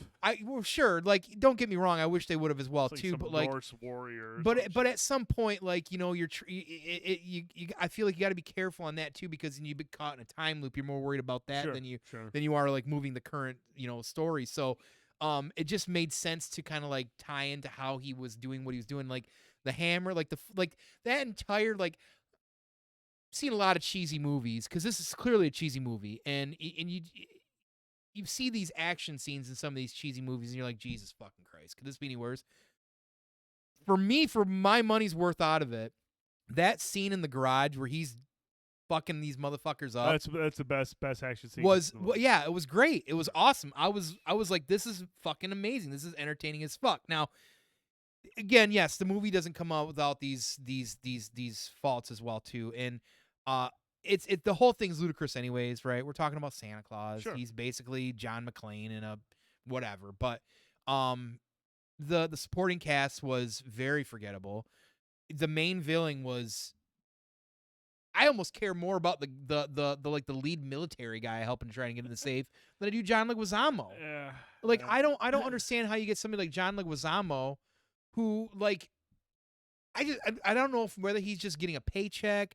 I don't know. Certainly the writing didn't help or whatever. Oh, dude. But he like, half-assed it. But like everything, like just like it was really half-assed. And like he's been really critical about Hollywood on a lot of things lately. And you can we don't have to get into that debate. I just find it ironic when he's pointing fingers and not looking at the mirror at the same time. Like especially when you look at his past and the movies he's done. So why the fuck is he in? Like why the fuck is he in this? Like who said, you know what? Get John Leguizamo for this part. Like, if you could have gotten anybody, could have saved the film. I don't know necessarily that if it would have made it any more entertaining necessarily. It certainly would have made for some better conversation, when they got into the confrontation phase. But even that at the end was so kind of almost like anticlimactic, because it was just like I was so not invested in that character. Yeah. I was invested in Santa. I enjoyed what he was doing. I felt Dave Harbour, for what it's worth, I felt like he was into what he was doing. Yeah. Like I like the candy cane, like sucking it through, like all that shit, like was entertaining. But I this will definitely be in my Christmas movie rotation. And this is somebody who's still getting integrated into the holidays again. I managed to also watch Fat Man as well too. They're definitely infinitely better movie. Two entirely different movies for sure. Better movie. Fat Man's just something special about that movie. It's really infinitely better movie. Really, yeah. So. But yeah, at the end of the day, I still enjoyed the movie. I still think that everybody should watch it, and you know, everybody be their judge on it as well too. So, I had a good time. I had a lot of fun with it. Okay, he's gonna cry, and he's got his little book over here. Go ahead. This movie was super disappointing. It was super disappointing. I went into this with, I don't want to say high expectations, but dude, David Harbour, I mean, he's your everyman. I think David Harbour can play any character, and every guy in the world is gonna be like, I can relate to this guy.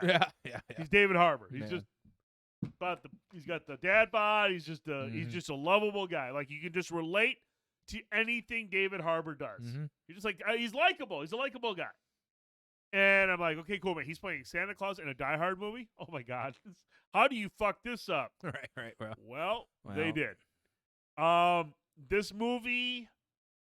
It's one thing to give a nod to a movie, like a little wink, like, haha, get it, wink, wink, a little relations here and there.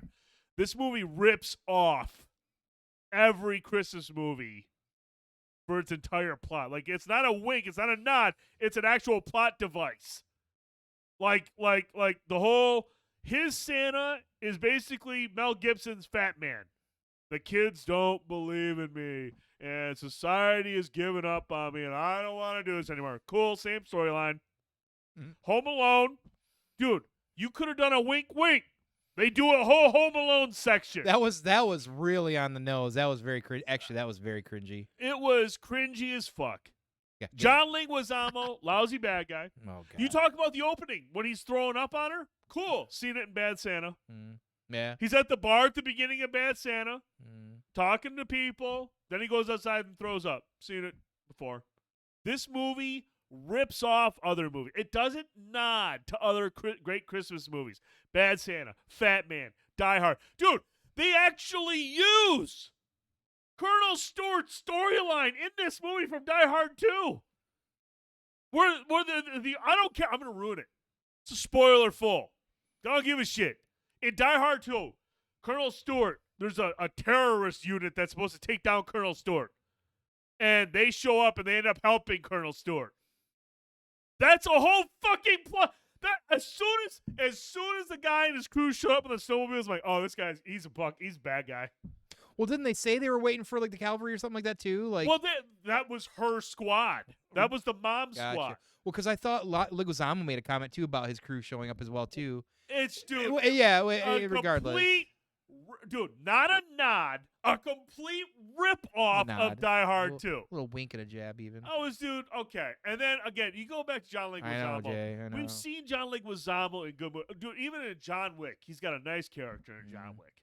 I like his character. When you give him the right material, the right direction, John Leguizamo. And when I saw John Leguizamo as a full-on bad guy, I was like, okay, cool. He was in Die Hard 2. He dies right away. He doesn't have any lines. He's one of the terrorists in Die Hard 2. There's the wink, wink. Beverly D'Angelo, she's the Christmas Vacation. Wink, wink. She's terrible in this movie. Yeah. But John Leguizamo is so fucking bored out of his mind in this movie. He is just so lame. And I was just like, this is terrible. Dude, Dave Harbour and the Battle in the Barn are the only things worth watching. And that sucks because this movie's almost 2 hours long. He kills a person with an icicle, like John McClane in Die Hard 2. Nothing in this movie is original. The candy cane's pretty sweet. It's a ripoff of every other Christmas movie that is better than this one. The snowblower, that's pretty cool. This was, honestly, Tone, my most disappointing movie of the year. Okay. Because I really want... Dude, when we saw the trailer, I was just like, this is Fat Man all over again. We're going to get another good one. And it was just like, dude, Mackenzie, you can't say that was the point. It can't be a knockoff. Dude, Fat Man does a unique tale. Fat Man is a very unique tale. This is a ripoff. There's nothing clever about that. There's no winking and there's no way you can sit there and go, hey, look, so what we got? We got this movie where David Harbour is like Santa Claus. He can be John McClane. And we took all the plot points from all these other movies and forced them. The Home Alone stuff at all. The Home Alone stuff was certainly the worst of all of that because the Home Alone thing I was like, what the fuck is going on? Because I thought maybe so that she's saying it out loud. I'm like, okay, but then it actually turned into the bit, and like I was like, that to me that was the most cringy part about it. Outside even Leguizamo's acting in it was the Home Alone bit, but. Yeah, I don't know. Like I said, for whatever reason, I still enjoyed it. I don't know. Maybe it was because Dave Harbour was carrying it and whatever. Jay McKenzie asked because I assumed this was a parody movie, wasn't it? I did not get the impression this was a parody movie. Yeah, no, it tries to take itself seriously. It's not. There's no like tongue in cheek. There's no like self awareness. Like it is just. It's really trying to be this movie. It's not a parody, and that's what makes it really bad. Had it come out and been more like, had they somehow brought back Leslie Nielsen to be in this as Santa Claus, I'd have been like, okay, cool, now I'm on board. I think everybody needs to kind of, if you get some time when it's free, I wouldn't necessarily say buy it, but maybe watch it and see what you think. Yeah, I would love to get people's thoughts because I feel like Christmas movies are very subjective. You know, some people like dig them. Some people hate Krampus, dude. Some people fucking hate Krampus. Yeah, I love weird. Krampus. Well, some people hate Christmas stories.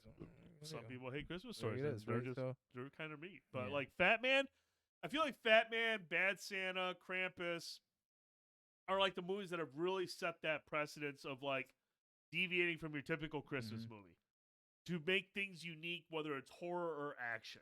They can't all be Elf. They all can't be Elf. They all can't be rare exports. They all can't be even Christmas Bloody Christmas Or Gremlins. or Gremlins. But this was just a really bad movie. Like it's like Tone said it perfectly. It's not self-aware at all. Like It's really on the nose. it's trying to take itself way too seriously. And like anytime it tries to have that moment of connection where you let David Harbour do his thing, where he reaches out to the kid, or he tries to have a moment of clarity, or he tries to have his redemption arc, or what have you. It's just like nothing is good. It's just like I can't connect to any of these scenes. I can't resonate to anything that's going on, and it's just like this is bad. And I couldn't get into it. But again, I would love to get everyone's thoughts. If you watch ViolentNight, remember it's almost 2 hours. You're not going to get that time back. If you do watch it, let us know in the comments what you thought. Where do you rank ViolentNight amongst your Christmas favorites? There's a lot of them. A lot of Christmas movies out there. Are you guys reacting to the Evil Dead trailer? Yes, we are. We very much are. Actually, I believe that's the next thing. And I've held off from watching it once again because I want to be able to. Oh, you haven't watched it yet? No. Oh shit! I have seen some commentary in my Evil Dead groups and my Bruce Campbell groups, so I'm definitely. We are moving on to the Evil Dead trailer. Now, there is one scene in particular that I've talked about in the past. There's just certain things that I cannot do. And I'm concerned about this scene because it looks like this movie is very graphic. But you'll know the scene, or I'll tell you afterwards. Well, at least it's rated R. Dude, it looks like it's going to earn that R rating because we're getting the Red Band trailer, y'all. So be ready. A little gruesome. But let's check out the trailer for Evil Dead Rises.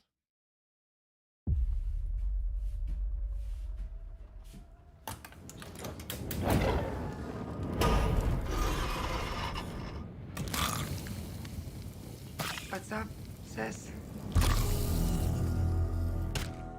I had the most beautiful dream. It was the perfect day. And all I could think about was how much I wanted to cut you all open and then climb inside your bodies. So that we could stay one happy family.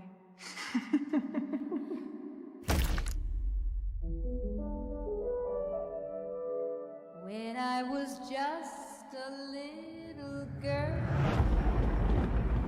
I asked my mother, What is this, Danny? I found it. what will I be?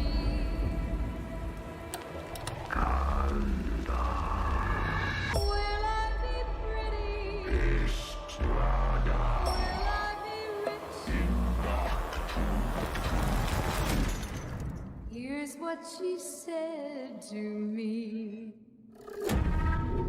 Open up now. You don't look so good, Mom. Nothing a big old kiss from you won't fix.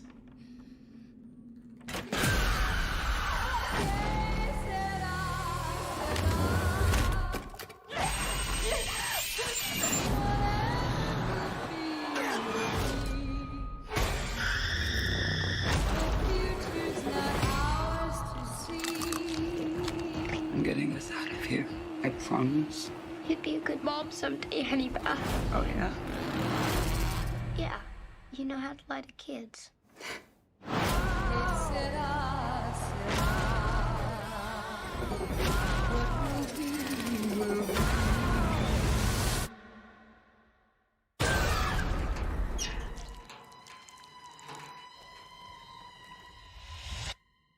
Mom?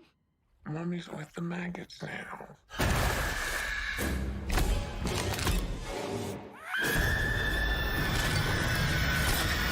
What will be, will be.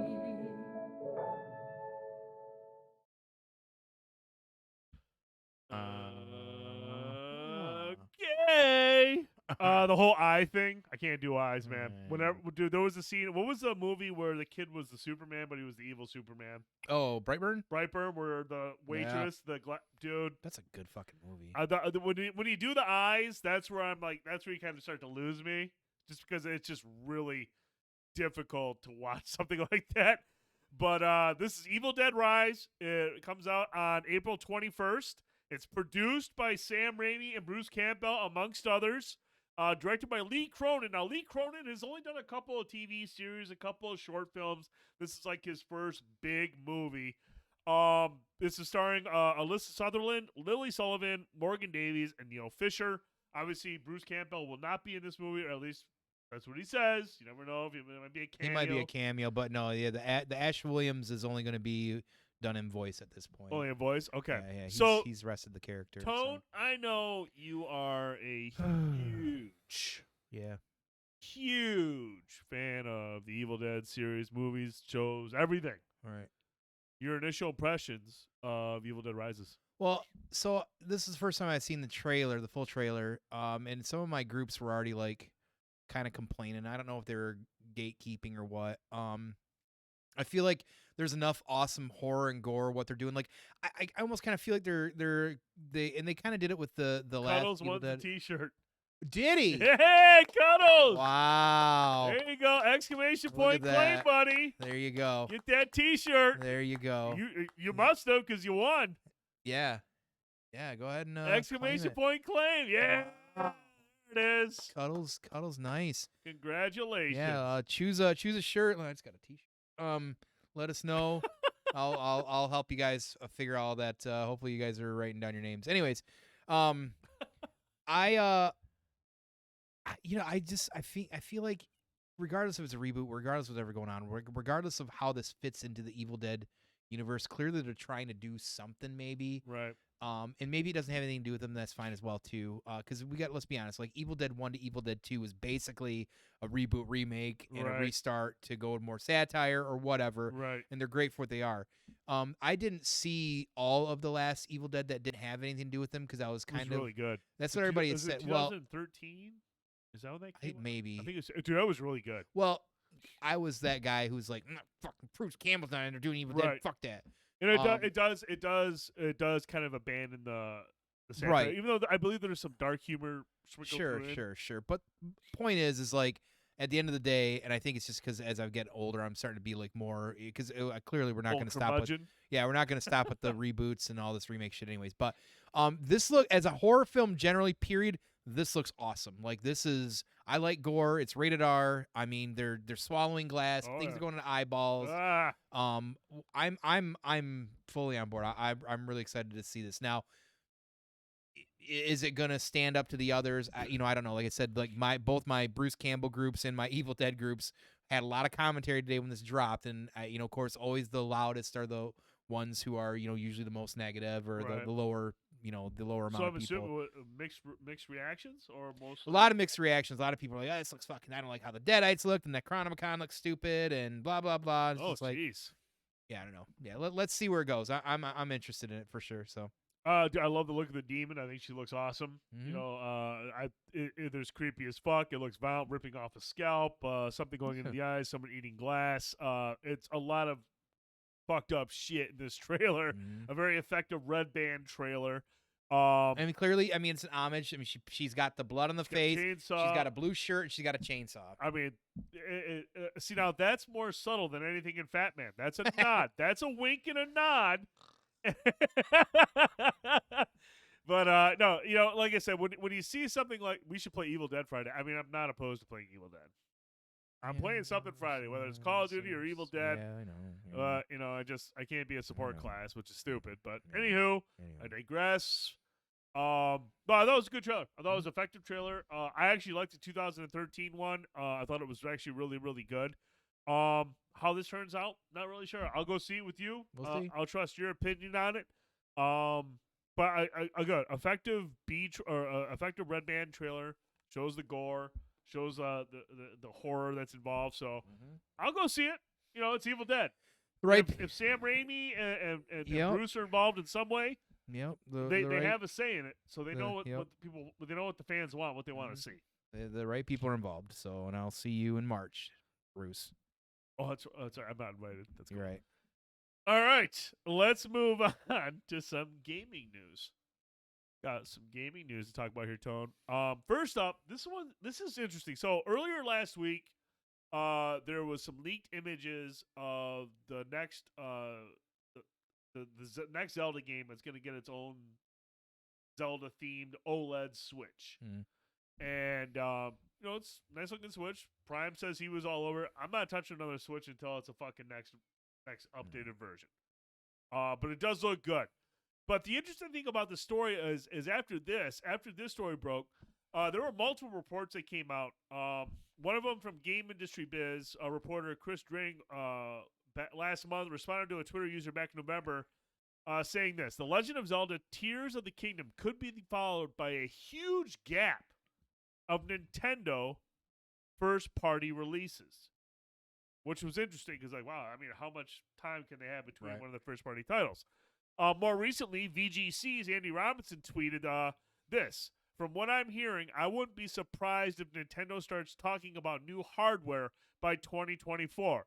I'm not convinced another first-party game other than Zelda is left on Switch." Now, mind you, we know there's games like Pikmin 4, Metroid Prime 4, which has been in development hell since 2017. I mean, until Retro took it back or picked it up. And, yeah, so I mean, who knows? Who the fuck knows where that's at? Advance Wars, 1 or 2 Reboot Camp. But I mean, these titles, as popular as they may be, what these people are referring to is like Mario games, Mario Kart. These titles, we're not going to see anything from Nintendo for a while after the Zelda game in May. So, does that mean they're working? I mean, it has to mean they're working on new hardware, right? I mean, if they're not hyping up any more games, according to these reporters who are getting information, if you're not having any other first-party titles, which is the reason to own a Switch, after Zelda, does that mean they're preparing new hardware? I mean, it's past time to start. It's really time to start talking about it. Like they brought out like the Pro version, which is the OLED version, right? Like, I'm gonna imagine they're gonna continue with something similar, just more powerful. I think they see the value in having a hardware handheld system. Like, what if it's more in line with a Steam Deck, and can play?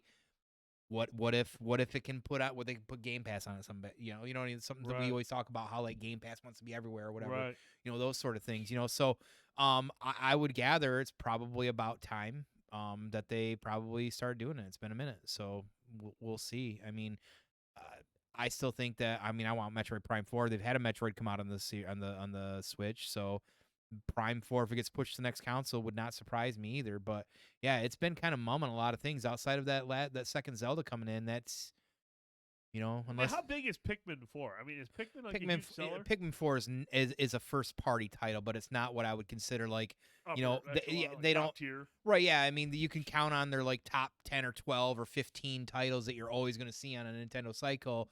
I don't think Pikmin's in that list. I mean, it's usually on there, but like nobody's banging down doors to get Pikmin though either. So right. Yeah, no, it sounds like we're in for kind of a lull here for Nintendo, which is weird because usually they have a nice cycle of and hey, this is the thing, as somebody who loves JRPGs and RPGs, this cycle for Nintendo has been great for third-party support. Absolutely. I buy a lot of like my JRPGs that sometimes I can get them on both, like Tactics Ogre. I might actually pick that up on the Switch instead of the PlayStation. But Square's been putting on these like exclusive Switch games that are great old school style games, Bravely Defaults and Triangle Strategy and these kind of games, and that they're not the only ones. Like, there's been some great third party. If you're an RPG lover, this is a great system to own. Oh, it really is. For that sense, and because if it's a grindy game, you can sit there and play it in your hand while you're watching TV. So, I think it's definitely. It's. I mean, when did this get released? We were trying to. I want to say it was 2017 or 16 or something like that. I'm trying to think of because I remember sitting the wall for it because it came out. Oh, gosh, I'm trying to think. Like it came out before the PS5 and the Xbox Series X, which was 2020. Which was by like 3 years at least. I want to say 2000. Yeah, I think it was like 2017. I want to say like March of 2017, something like that. When did Well, it was the same when Horizon Zero Dawn, the first one, came out. What year was that? There it is, March 2017. There it was. So I was right. So and it's time. I mean, we're past the 5th year, right? So usually they're cycling into the 5th or 6th. I would love to see it, dude. If they put a price on it too, I would buy it. If they had a Switch that matched like the Steam Deck, it is Jay McKenzie actually. 6 years is a solid life cycle. It really is for consoles these days. Dude, if they made a Switch with the same like specs as the Steam Deck, I can get all those games running at a solid 60 4K and then be able to plug it right into the dock and get 4K on my big screen. Absolutely. I'd pay that price. I gotta imagine at this point because they have to consider themselves at this point, especially in a digital era, that required hardware. Unlike somebody like Microsoft, they got to be thinking we can't just put out another Wii U dud because exactly. the Switch saved them from what the Wii U did because the Wii U was what the Switch should have done had they been smart about it earlier on. So that's why the Switch, I think, ended up being the Switch partly is because everybody wanted to take that with them and you couldn't, So I got to imagine they're going to swing for the fences on this. And I hope they do because I have enjoyed, I played the Switch more than I've played the last 2 consoles beforehand. And during that, I played my 3DS more than anything else since the GameCube.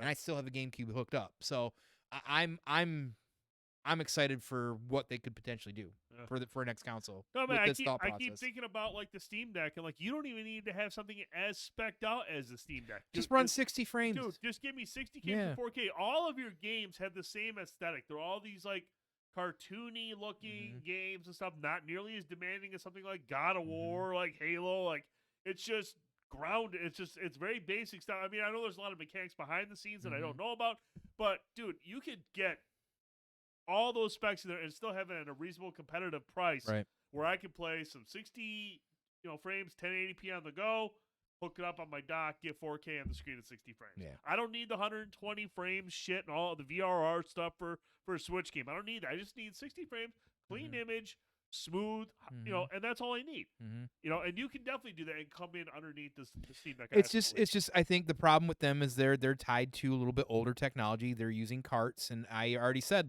I don't want to not be able to use my Switch carts because for my RPGs I still do buy the carts for them because it's one of the few things I like to have physical is so like Square Enix RPGs and stuff like that. But I do buy a lot of digital these days anyway, so it is what it is. But I just, I think it's going to be interesting to see what they do. And it's kind of exciting because, we know we're always going to be excited for, the PlayStations and the Xboxes. But after the Switch, because I love the Switch, I'm kind of excited to see what they're going to do next. Yeah. I love the portable aspect of it. It's fan-fucking-tastic. Yeah. Being able to take it on the go. I just want something that has a little bit more muscle in it. That's all I really want. I just want some beefier stuff. Well, and not only that, make the hardware beefier for our fat American paws too, because the Joy-Cons fucking. I tell you what, man, going from using the Steam Deck to the Switch, light years, dude. Yeah. Like the form factor on that thing. Yeah, the Steam Deck is really good.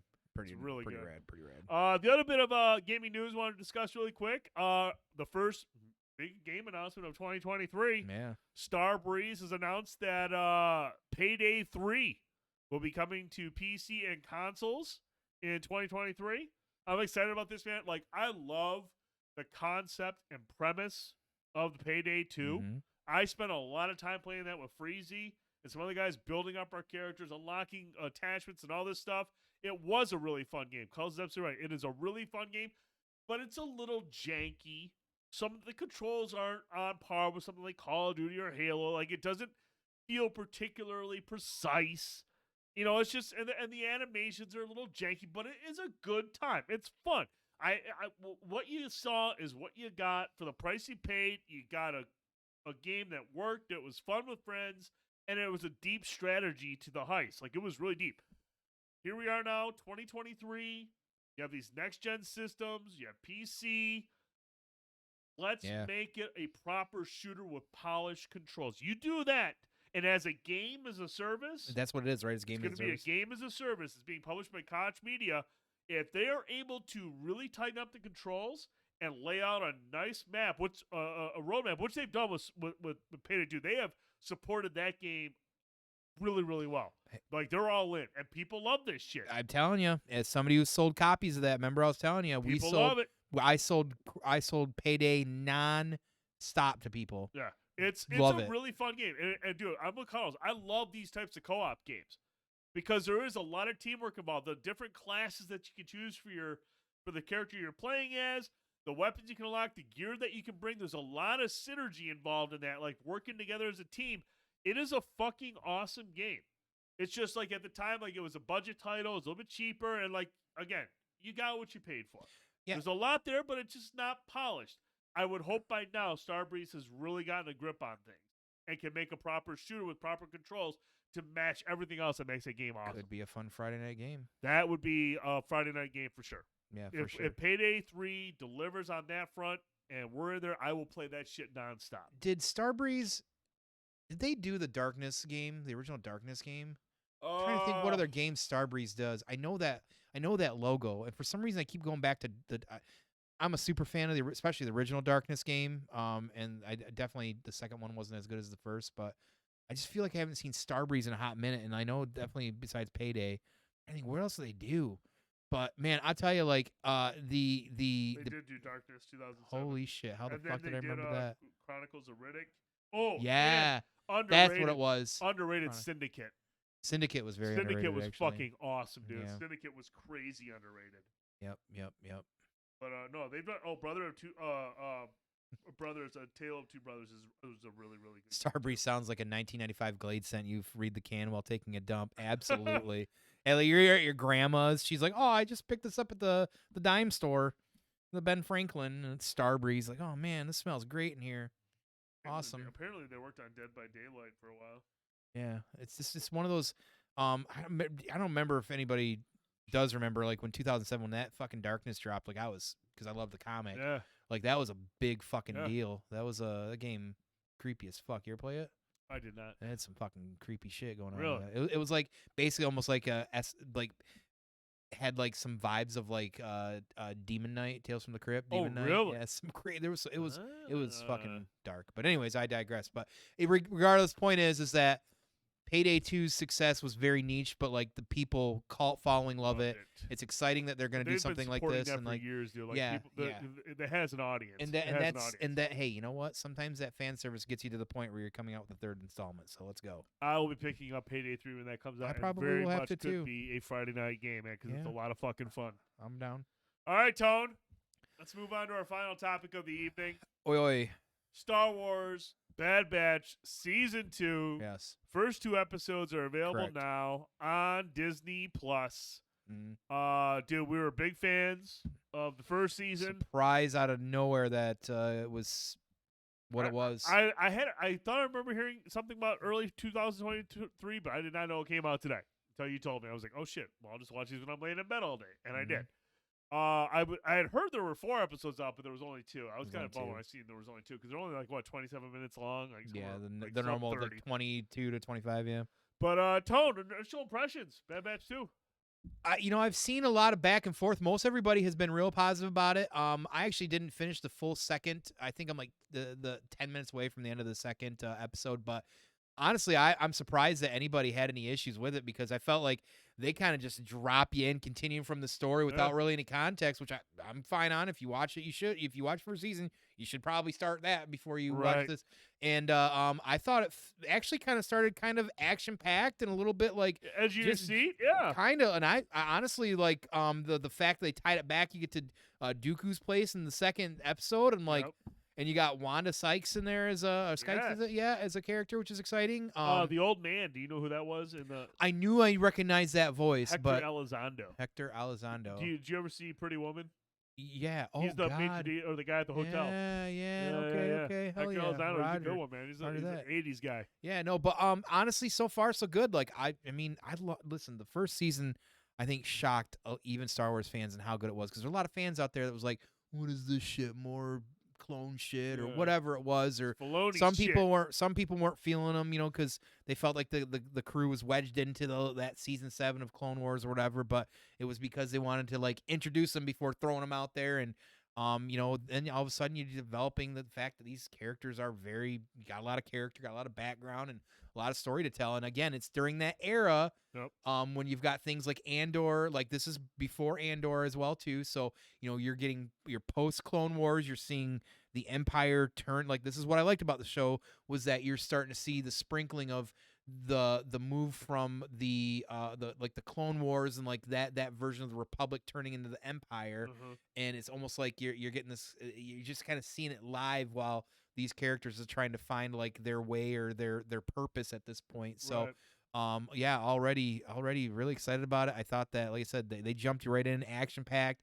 Omega's clearly already grown as a character a little bit as well, too. You can kind of see, like, some of the things that she's either thinking or whatever's going on as well too. And I'm excited. I like I said, I forgot that this was coming out until like last week. I think Drasten originally said it. Somebody said it that, hey, it's already coming next week. I'm like, oh fuck, Rick, really? Oh, good, let's go. And yeah, man, I'm excited.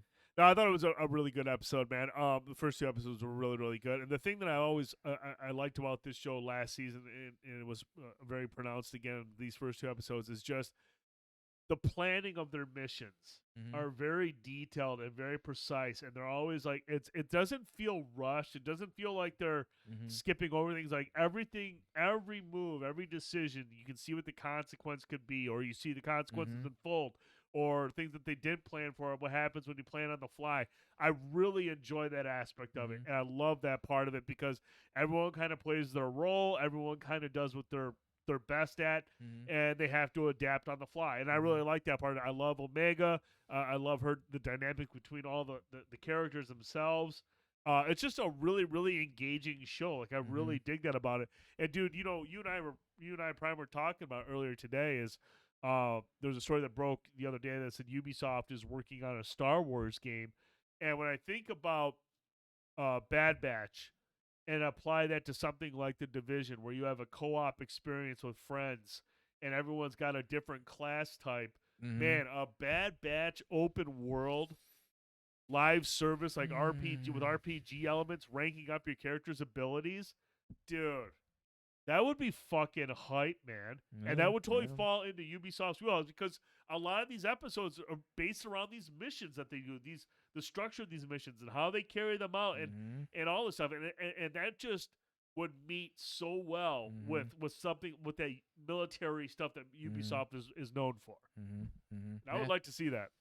It sounds good on paper, but I mean, you know how I feel about Ubisoft these days because I feel the same. I'll ask the same thing that fuck it up. Yeah, how's everybody been playing Division 2 lately? I don't know. Ask Prime and right Prime. Because about a month and a half after, like everybody wasn't. You know what I mean? And as much as I loved Ghost Recon Wildlands and just even the earlier ones, and then Breaking Point or whatever comes out, and then it's just like they tried to turn that into a live service like completely, and it was a fumble. So it worries me if they were to be involved in a live service Star Wars game because one thing I think some of the people that I didn't enjoy about it was Divisions were just the bullet sponge bullshit. Like I get what it was trying to do, but like God, as you level up and got hard in a military in a game that's trying to be a military shooter. It's hard to say, oh, I pumped 6,000 rounds in this guy. How's he alive? Right. Cuddles said Ubisoft had the market by the balls and said we good. Yeah. He's not wrong. But no, I really love this show. I really dig this show. I'm really excited it's back. It's one of the many shows I have to try to find time for in January. We have a ton of shows coming out this year. But Tone, we want to get you guys and girls' thoughts. Obviously, we want to hear your thoughts on Bad Batch. If you have an issue with the show, I would love to hear it. I would love to hear the other perspective. If there are people who are divisive on this, but Tone, before we close it out, couple of things. Working on it. Let's go back here. Obviously, tomorrow night we're gonna go see Megan. Yes, which is reviewing very well. The one thing that I talked about many times with you about this and on the show is for this show to be a success, it can't go full on horror. Movie. Sorry. What is that? You said show. Oh, show. This movie. movie, Wait, what? it can't be a full on horror. It can have horror elements, but it has to look at what Chucky does and what Chucky does well, and that's dark humor. That's dark humor. It has some good stuff in there, and it sounds like it's doing exactly that. Good. So now I am even more excited for the way the people have been talking about this. Some people that once saw early are hyping this shit up. Good. So we'll be going to see this tomorrow night at 8 o'clock. Yeah, boy. Make sure you check it out if you can. We'll be talking about that next week. Tone, before we wrap it up one more time, yes, tell us about On Target Parodies. So thank you once again to my friend Jeff over there on Target Parodies. He has been building this for months and getting this out there and doing his thing. We appreciate you sponsoring, giving us these sweet T-shirts, but also giving us these giveaways tonight and allowing anybody out there that's here in the community to get 15% off all the products there at the site for the next week. So make sure to check out that website On Target Parodies. BANDB. So B&B, not an ampersand. So we tried. It wouldn't work. So use that code. Get that 15% off. And listen, if you're not a fan of beer, if you're not a fan of Star Wars, you're not a fan of either, but maybe you know somebody who is, let them know. If you know somebody who's just generally a fan of either, let them know, because this is certainly in their wheelhouse. He's got some brilliant designs here, some real clever shit. I'm really excited. I'm a big fan. And as you know, we around here like to support local. And more importantly, we like to support our friends, because that's what you're supposed to do. So please, if you get a chance, anybody, even if it's one person, let them know, hey, you got to check out the sweet website, sweet t-shirts. So he's got a lot of t-shirts out there that I'm drooling over. So good chance I'm probably going to pick up on as well too. So thank you so much for that sponsorship. We really appreciate it. Thank you, thank you, thank you. This is something really exciting, and hopefully, maybe in the future we can work together again as well too. We'll talk about that as well. But again, we can't thank you enough, and thank you everybody for as well for jumping into those giveaways as well too. Yeah, congratulations to our winners, and Yeah, again, make sure you check out that website. The link is right there. If you're watching this on YouTube, I'll have the link on the YouTube video as well. You have until next week, next Wednesday, to hop in there, take advantage of that code. We'll have the code in the description as well. If you're listening on iTunes and Spotify, open up the description of the podcast. You'll find your link and the code in there as well. Make sure you go over there, check out all the content. He's got a bunch of t-shirts. What we just showed there is just a fraction of what he has. Yes. He has a lot of great content on there, so you're going to want to check it out for sure. Tone? Yeah, the usual. The usual, house cleaning. Usual. So don't forget, of course, we are literally about 3 months to the dot away from the return of the Midland Mall Comic-Con March. 2 months. Holy fuck. Brace yourself. March 4th and 5th. So, of course, we're going to be there. Sounds like we're finalizing our booth friend and some other things going on. Of course, you can catch 7 Dungeons. Drass and Mike and a couple other guys will be around as well, too, rolling with some D&D tables as well, and some great vendors. A lot of people still signing up. A lot of food trucks now. A lot of events going on. The cosplay contest that I'll be emceeing.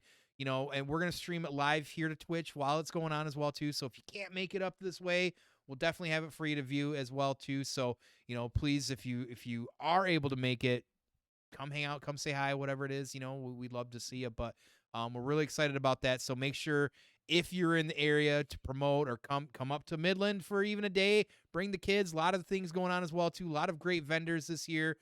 We've got, I think Coys is going to be there this year, so massive comic book area as well, too. Toys, T-shirts, all kinds of stuff. On Target Parodies may be there as well, too. So hope to see everybody there. So, rumor has it the CWF belt will be there, too. Shit. Maybe we can have a live match as well, too. And lastly, as always, thank you. We know it's the beginning of the year. We know the holidays are just getting done with. We haven't been around for a couple weeks, but we still appreciate the engagement we get in the Discords, social media as well too. I know myself, my goal is to be a little bit better on the Facebook social media out there, and like the lounge and stuff like that as well too. If you're not following us on Facebook, find us on Facebook, get in that lounge, share some nerd stuff. We've got a gentleman in there right now wanting to get together a Tri-Cities Dungeons and Dragons group, whether that's video or meetup. All the details. He's working on those sort of stuff. That's exciting. So that's kind of neat to have that interaction, just somebody being like somebody knows somebody kind of thing, and be involved like that as well too. So, but no, we appreciate all of you as always. Continue to share us, like that stuff. Get out there if you know somebody that might like our content. If you do, share it with them as well too. Any of our posts, whether it's on Anchor, whether it's iTunes, whether it's Spotify, YouTube, comment, get some conversation going out there. Whatever it is, rate us, please. All that stuff is huge for us, and we appreciate it. But we couldn't thank you all enough for coming out swinging like you did today, day one of the new year. Really appreciate that. Glad to be back, and hope everybody did have a great holiday and new year so far. Yes. For Fanboytone, I'm TheDude79. We'll be live on Friday night, either with Call of Duty, Evil Dead, something multiplayer. I'll be live Friday night, 9 p.m. Eastern, and then we'll be back here next Wednesday, 9 p.m., right here on Twitch. It's been another episode of Banter Babble. Have a great weekend, everybody.